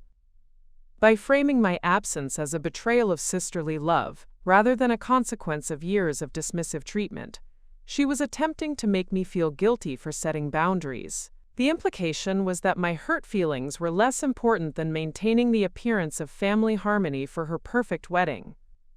My father's communications were the most revealing because they showed his complete inability to understand why his practical solution to my problem had been so poorly received. "Cassandra," he wrote in an email that read like a business memo, "I've reviewed our conversation from last week, and I believe there may have been some miscommunication about our intentions. We were not questioning your independence or your choices. We were simply trying to facilitate an opportunity for you to meet someone who might be compatible with your lifestyle and values." The clinical language he used to describe what had been an emotionally devastating conversation showed how little he understood about the impact of his words. To him, arranging a blind date was a logical business decision, like connecting 2 companies that might benefit from a strategic partnership. The idea that I might find his intervention insulting or infantilizing genuinely seemed to puzzle him. As the wedding date approached, the pressure intensified. Extended family members began calling with concerned questions about whether I would be attending. My grandmother, Constance Hartwell, left a voicemail that was both imperious and pleading. "Cassandra, dear, whatever disagreement you've had with your parents, surely you can set it aside for your sister's wedding. These family moments are precious, and you'll regret missing this one for the rest of your life." The assumption underlying all these interventions was that I was being stubborn and emotional, that I needed to be convinced to do the right thing for the family's sake. No one seemed to consider that my absence might be a reasonable response to years of treatment that had made me feel unwelcome and undervalued at family gatherings. 2 weeks before the wedding, my mother made an unexpected appearance at my apartment. I came home from work to find her sitting in her car in the parking lot, clearly having been waiting for some time. She looked smaller and more vulnerable than I was used to seeing her, as if the uncertainty about the wedding had stripped away some of her usual composed confidence. "We need to talk," she said when I approached her car, her voice carrying a note of desperation that was uncharacteristic for someone who usually approached problems with strategic certainty. I invited her up to my apartment, a space she had visited only once before and had criticized for being too small and too far from the family's neighborhood. As she looked around my living room, with its carefully chosen artwork and comfortable furniture, I could see her trying to reconcile the person who lived here with her assumptions about my modest lifestyle and limited resources. "This is actually quite lovely," she said, sounding surprised, "much more sophisticated than I remembered." The backhanded compliment was typical, but I let it pass without comment. She settled onto my sofa with the careful posture of someone who was uncertain about her welcome, clutching her purse like a shield. "I don't understand what's happened between us," she began, her voice trembling slightly. 6 weeks ago, we were planning a beautiful family celebration. Now you won't return our calls, and Adrienne is worried sick that you won't be at her wedding. What did we do that was so terrible? The genuine confusion in her voice was almost more painful than her usual dismissive comments. She truly couldn't see how years of subtle criticism and unfavorable comparisons had created the distance between us. The blind date arrangement wasn't the cause of my anger. It was simply the final demonstration of how little they understood or respected me as an adult. "Mom," I said carefully, "when was the last time you asked me about my work because you were genuinely interested in what I was doing, rather than because you were hoping I'd finally decided to pursue something more prestigious?" She looked puzzled by the question. "I've always been interested in your career, sweetheart. I just want you to be happy and successful." "But successful by whose definition?" I pressed. "When I told you about the renewable energy campaign I developed, you changed the subject to ask about my dating life. When I got a promotion last year, you spent the conversation talking about Adrienne's latest case. You're interested in my work becoming something different, not in understanding what I've actually accomplished." The hurt that crossed her face was genuine, but so was her defensive response. "That's not fair, Cassandra. We've always supported your choices, even when they weren't what we would have preferred for you." "Supported them how?" I asked. "By constantly suggesting I need to be more social, more ambitious, more like Adrienne? By arranging blind dates because you've decided my single status is a problem that needs solving? That's not support, Mom. That's management." She was quiet for a long moment, and I could see her struggling to process what I was saying. In her mind, she had been a loving mother, trying to help her daughter achieve happiness and stability. The idea that her efforts had been experienced as criticism and control was clearly difficult for her to accept. "I never meant to make you feel criticized," she said finally. "I just want both my daughters to be happy." "Then you need to understand that happiness looks different for different people," I replied. "What makes Adrienne happy? The career, the social prominence, the traditional marriage. Those things aren't necessarily what will make me happy." "But how can I know what will make you happy if you never tell us anything about your life?" she asked, her voice rising with frustration. "You keep everything so private, so separate from the family. We only want to be part of your world." It was the closest she had ever come to acknowledging the distance between us, but even her recognition of the problem was framed as something I was doing wrong, rather than something that had developed as a result of their treatment of me over the years. "I keep things private because sharing them with you has never felt safe," I said quietly. "Every time I've opened up about something important to me, it's been judged or compared or suggested as evidence that I need to make different choices." The conversation continued for another hour, with my mother alternately defensive and apologetic, but never quite grasping the fundamental issue.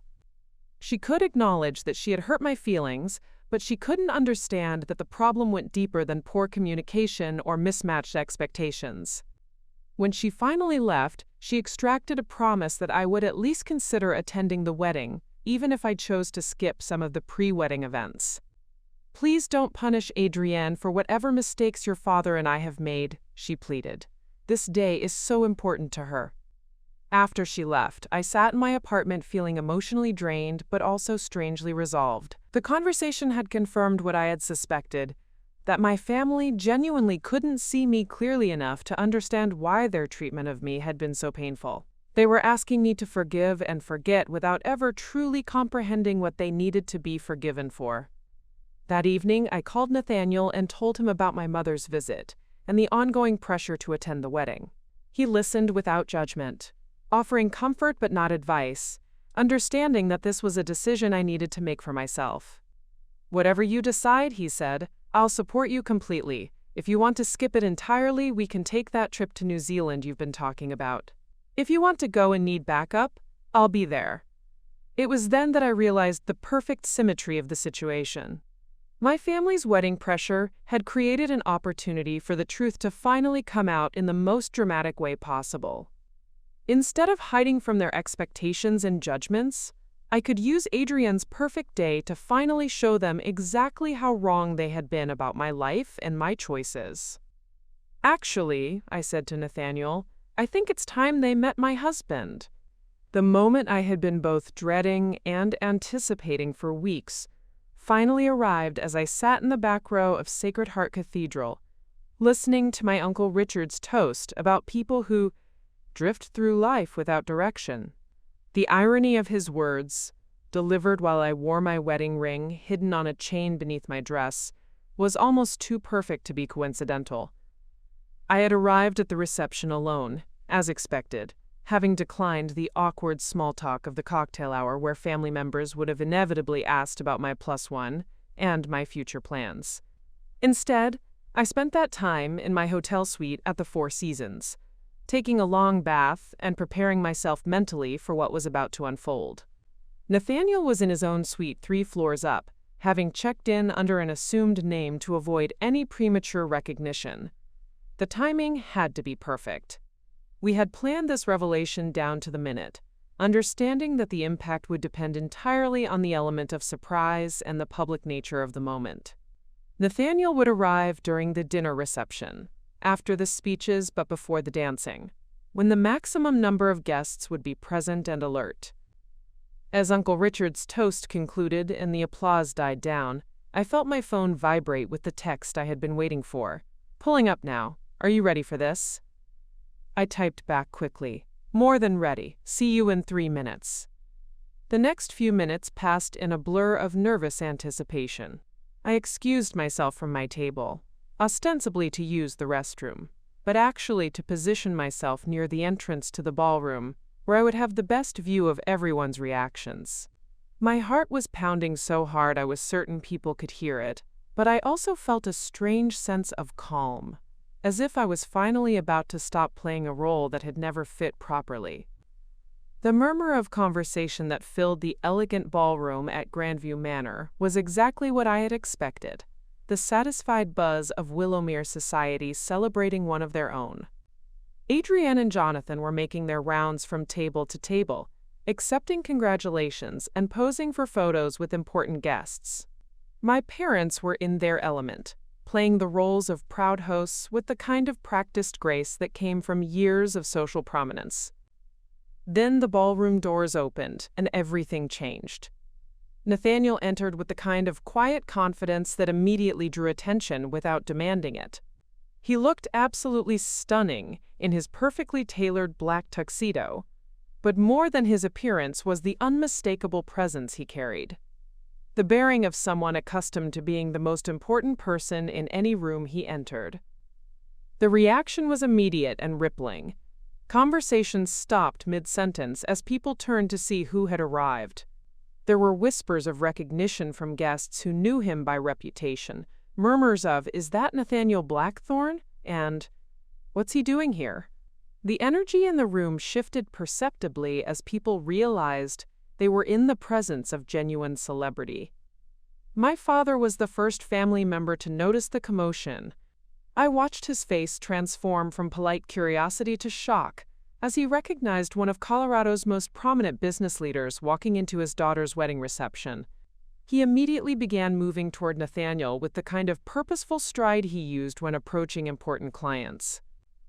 "Mr. Blackthorne," I heard him say as he extended his hand.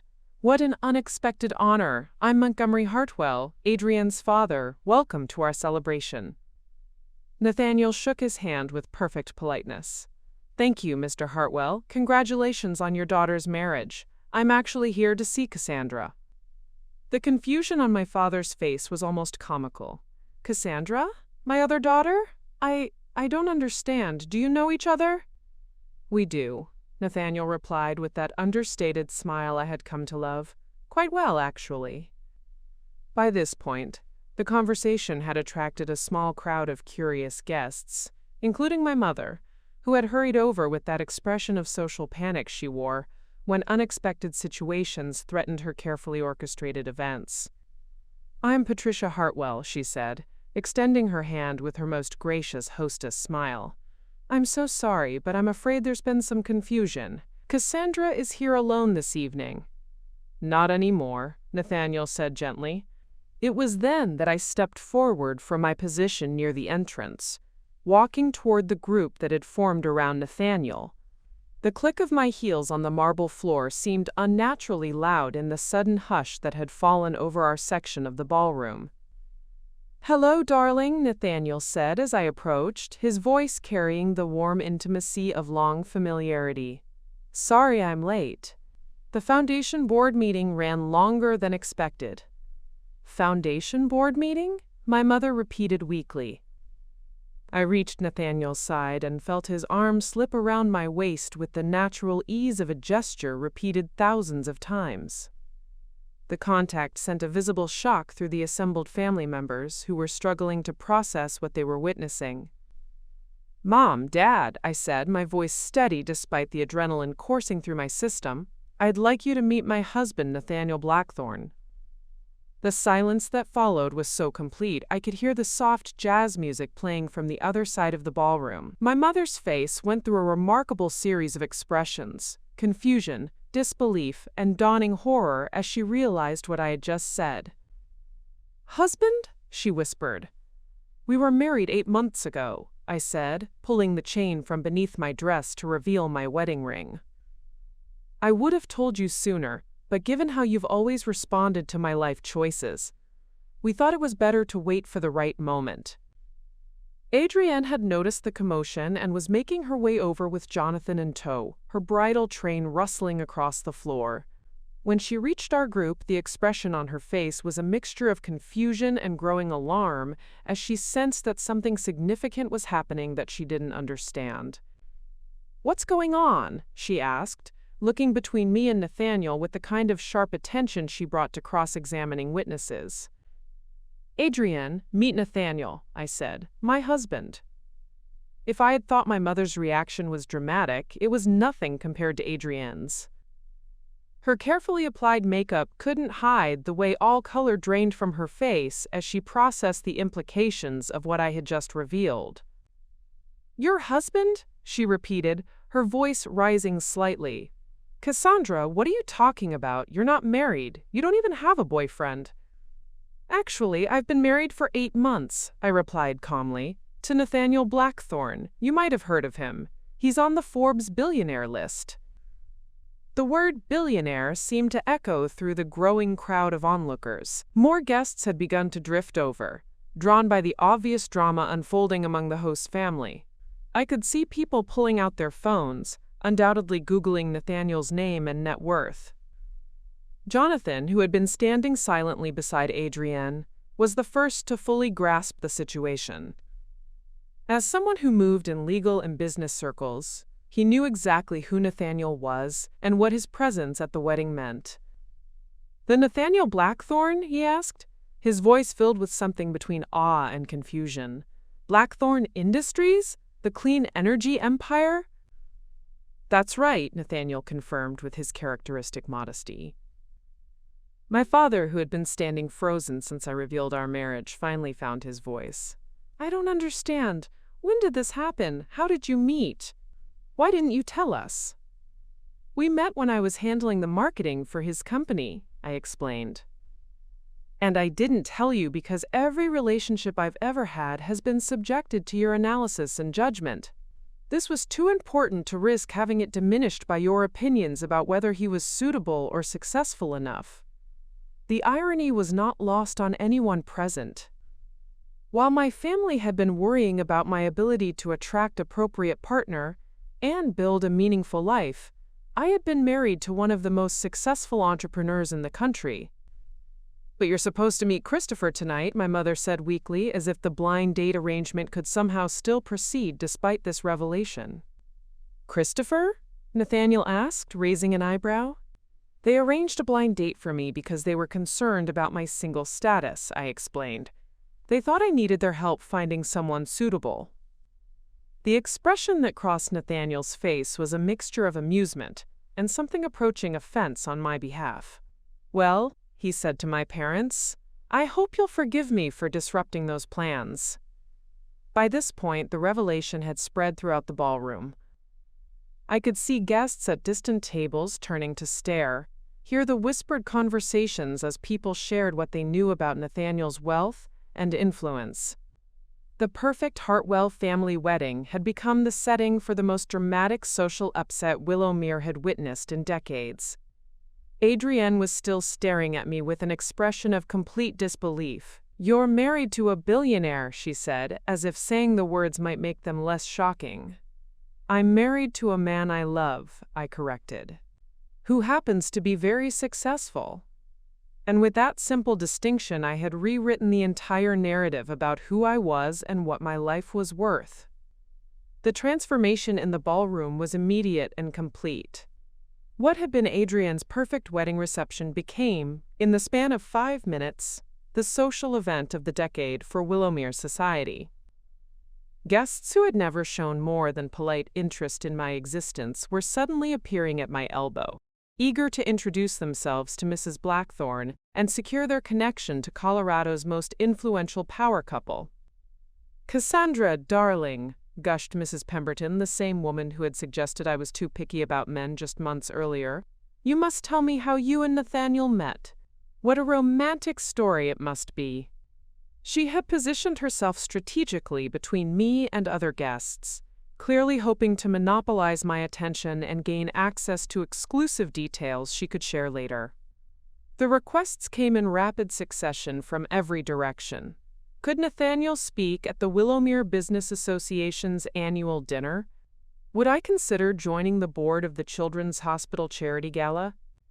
Did we have any interest in the exclusive ski lodge investment opportunity that several prominent families were organizing? Each inquiry was delivered with the kind of enthusiasm typically reserved for celebrity encounters. But the most fascinating transformation was happening within my own family. My parents, who had spent the better part of 3 decades treating me as their less accomplished daughter, were suddenly scrambling to reposition themselves as the proud parents of a billionaire's wife. The speed with which they adapted their narrative was both impressive and deeply revealing. My father, recovering from his initial shock with the kind of professional composure that had served him well in legal practice, quickly shifted into networking mode. "Nathaniel," he said, extending his hand again as if they were meeting for the first time, "I hope you'll forgive the family's surprise. Cassandra has always been rather private about her personal life." The revisionist history was breathtaking in its audacity. My privacy was being reframed as a charming personality quirk, rather than a defensive response to years of criticism and dismissal. Nathaniel, to his credit, responded with perfect diplomatic courtesy, while somehow managing to convey that he saw through the sudden change in attitude. "Cassandra mentioned that she preferred to keep our relationship quiet while we were figuring things out," he replied smoothly. "I respect her desire to protect the things that matter most to her." The subtle emphasis on protect wasn't lost on my father, whose expression flickered with something that might have been shame before settling back into social confidence. My mother's response was even more dramatic. Within minutes of learning about my marriage, she had begun introducing me to guests as my daughter Cassandra, Mrs. Nathaniel Blackthorne, with a pride and enthusiasm that was completely foreign to how she had spoken about me for years. The same woman who had worried about my unmarried status and modest career was now practically glowing with reflected glory. "We always knew Cassandra was special," she told the mayor's wife with complete conviction. "She's always been so focused and determined, so selective about the important decisions in her life." The gaslighting was so complete and delivered with such confidence that I almost began to doubt my own memories of family gatherings, where my accomplishments had been minimized and my choices questioned. But Nathaniel's presence beside me served as a grounding reminder that I wasn't imagining the dramatic shift in treatment. Adrienne's reaction was perhaps the most complex and painful to witness. As the bride, she was trapped in a particularly difficult position, unable to express her shock and dismay too openly without appearing petty on her own wedding day, but clearly struggling to process how completely the attention had shifted away from her celebration. "This is quite a surprise," she said to me during a brief moment when we found ourselves standing together while Nathaniel spoke with Jonathan about environmental law. Her voice carried the controlled tone she used in court, when presenting arguments she didn't entirely believe. "I wanted to tell you," I replied, which wasn't entirely true but seemed like the appropriate thing to say. "The timing never felt right." "The timing," she repeated, and I could see her calculating exactly how long I had been keeping this secret while she planned her wedding and worried about maintaining her position as the family's success story.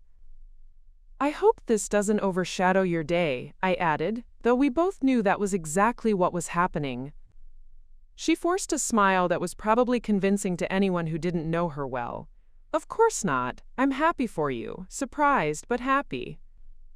But I could see the wheels turning behind her carefully controlled expression. The sister she had spent years treating as a cautionary tale had not only succeeded beyond anyone's imagination, but had done so quietly, without seeking validation or approval from the family. The implications for how she understood our relationship and her own sense of superiority were clearly still sinking in. Jonathan, meanwhile, was handling the situation with the political instincts that had served him well in legal circles. He immediately grasped the social and professional advantages of being connected to Nathaniel through marriage, and began engaging him in substantive conversations about environmental policy and renewable energy regulation. "I've followed your testimony before the Senate Subcommittee on Clean Energy," he told Nathaniel during dinner. "Your perspectives on regulatory frameworks were extremely insightful." It was fascinating to watch Jonathan treat Nathaniel as an intellectual equal and valuable connection, while simultaneously processing that this man was married to the sister he had always politely ignored at family gatherings. The cognitive dissonance was written across his face as he tried to reconcile his previous dismissal of me with his obvious respect for my husband. The broader social dynamics in the ballroom shifted equally dramatically. Guests who had never included me in their conversations were suddenly seeking my opinions on everything from charity work to investment strategies. Women who had pitied my single status were now asking for relationship advice. Men who had treated me as invisible were complimenting my business acumen and asking about my role in Nathaniel's companies. "You must be so proud of the environmental impact you're making together," said Mrs. Thornfield, the same woman who had suggested I needed to put myself out there more to find a suitable husband. "It's wonderful to see a couple using their resources to make such a meaningful difference." The assumption that I was now part of Nathaniel's philanthropic work simply by virtue of being his wife was both flattering and frustrating. While I was indeed involved in several of his foundation's initiatives, the immediate attribution of his achievements to our marriage revealed how little credit I had been given for my own capabilities. But perhaps the most revealing transformation was in how people discussed my career. The same work that had been dismissed as marketing or that internet thing was suddenly being described as strategic brand development and digital innovation.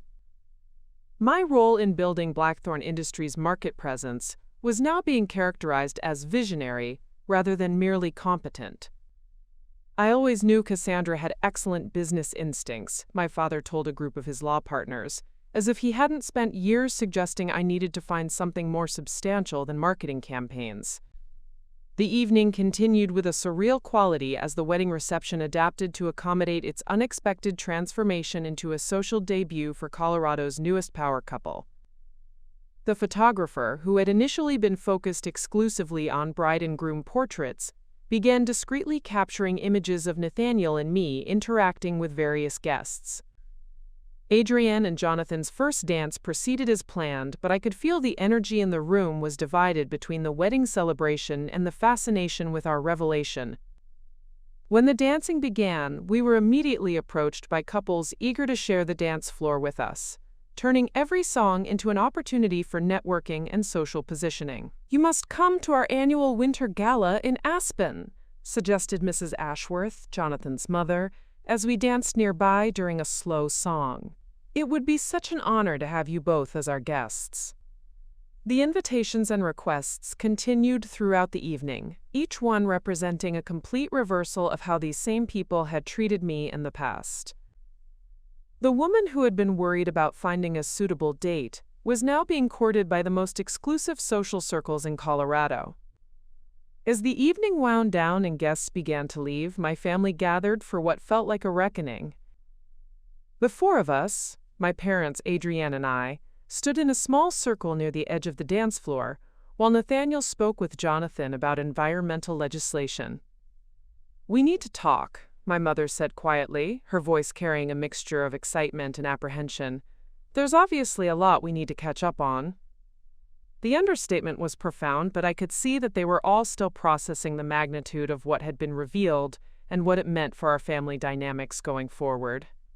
The daughter they had worried about and managed and attempted to fix had been living a completely different life than they had imagined, and the implications of that deception would reshape our relationships in ways none of us could fully predict. 6 months after Adrienne's wedding, I found myself sitting in my favorite corner booth at Bella Vista, the same Italian restaurant where Nathaniel and I had our first real date, reflecting on how completely my life had changed since that dramatic Saturday evening in Willowmere. The transformation hadn't just been in how others saw me, it had been in how I finally learned to see myself.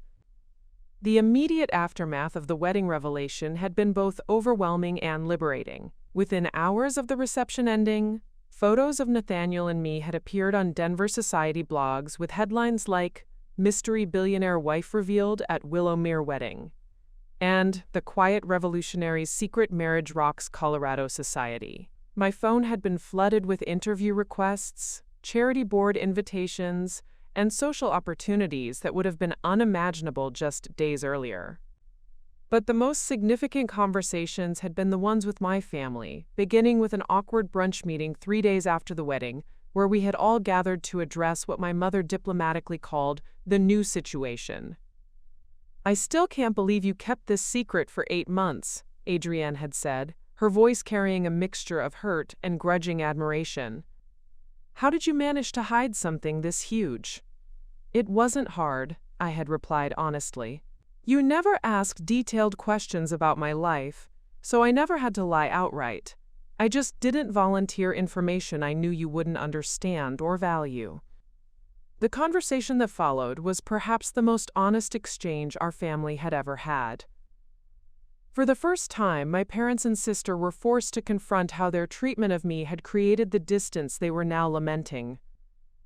The revelation of my marriage to Nathaniel had made it impossible for them to continue viewing me as the family disappointment, but it also forced them to acknowledge how wrong they had been about my capabilities and choices.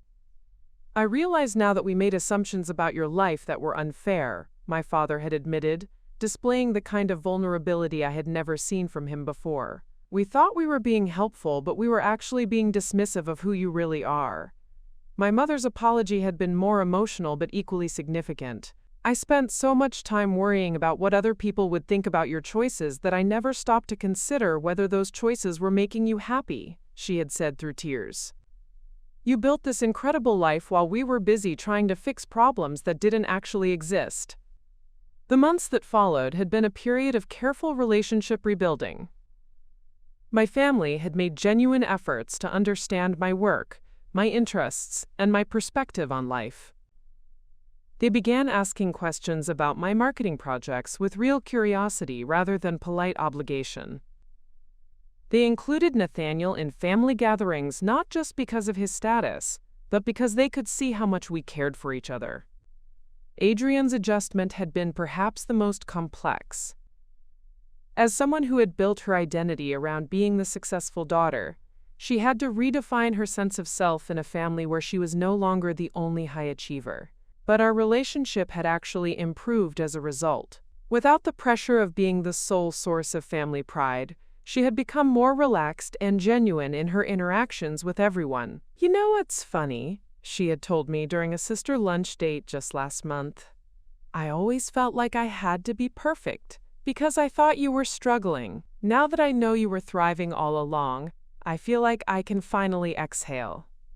The broader social changes had been equally dramatic.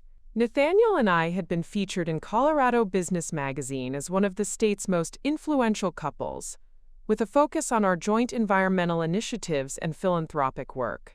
I had joined the boards of 3 major charitable organizations, not as someone's wife seeking social position, but as someone with valuable business expertise and genuine passion for their missions.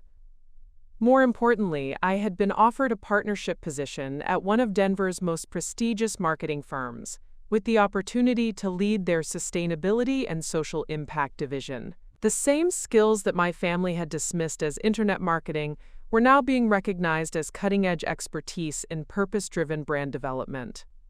You've basically created the playbook for how tech companies can build authentic environmental messaging, my new business partner had told me during our contract negotiations. Every clean energy company in the country wants to work with someone who understands both the technology and the marketing. But perhaps the most satisfying aspect of the entire transformation had been watching how other people's perceptions of success began to shift as they learned more about my story. The revelation that I had built a meaningful career and found love on my own terms, without following traditional expectations, had inspired several other women in Willowmere to reconsider their own life choices.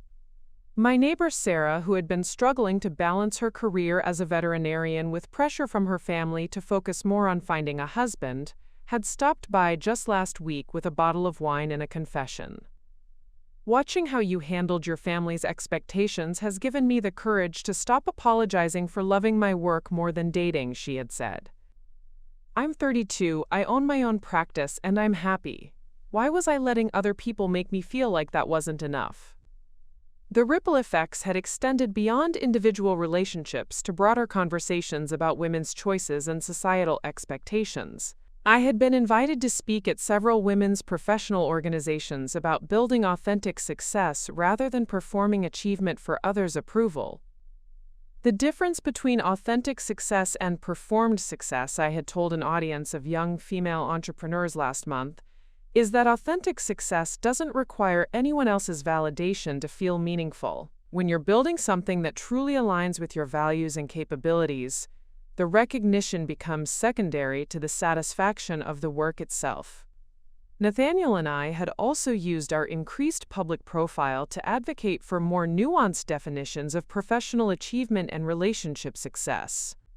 We had established a mentorship program for young professionals from non-traditional backgrounds, providing both financial support and guidance for people who were building unconventional career paths. The most innovative solutions come from people who think differently, Nathaniel had said during our joint interview with Forbes. When we exclude or dismiss people because they don't fit conventional patterns of success, we lose access to perspectives that could change everything. Our marriage had continued to deepen and strengthen as we navigated our new public role while maintaining the private intimacy that had made our relationship special from the beginning. We still spent quiet evenings cooking together and hiking in the mountains, but now we also attended charity galas and business conferences as partners in both life and work. Do you ever regret keeping the secret for so long? Nathaniel had asked me just last week as we sat on our balcony watching the sunset over the mountains. Never, I had replied without hesitation. If I had told them about us early in our relationship, they would have tried to manage it, analyze it, and turn it into something that validated their values rather than mine. Keeping it private gave us time to build something real before subjecting it to their expectations.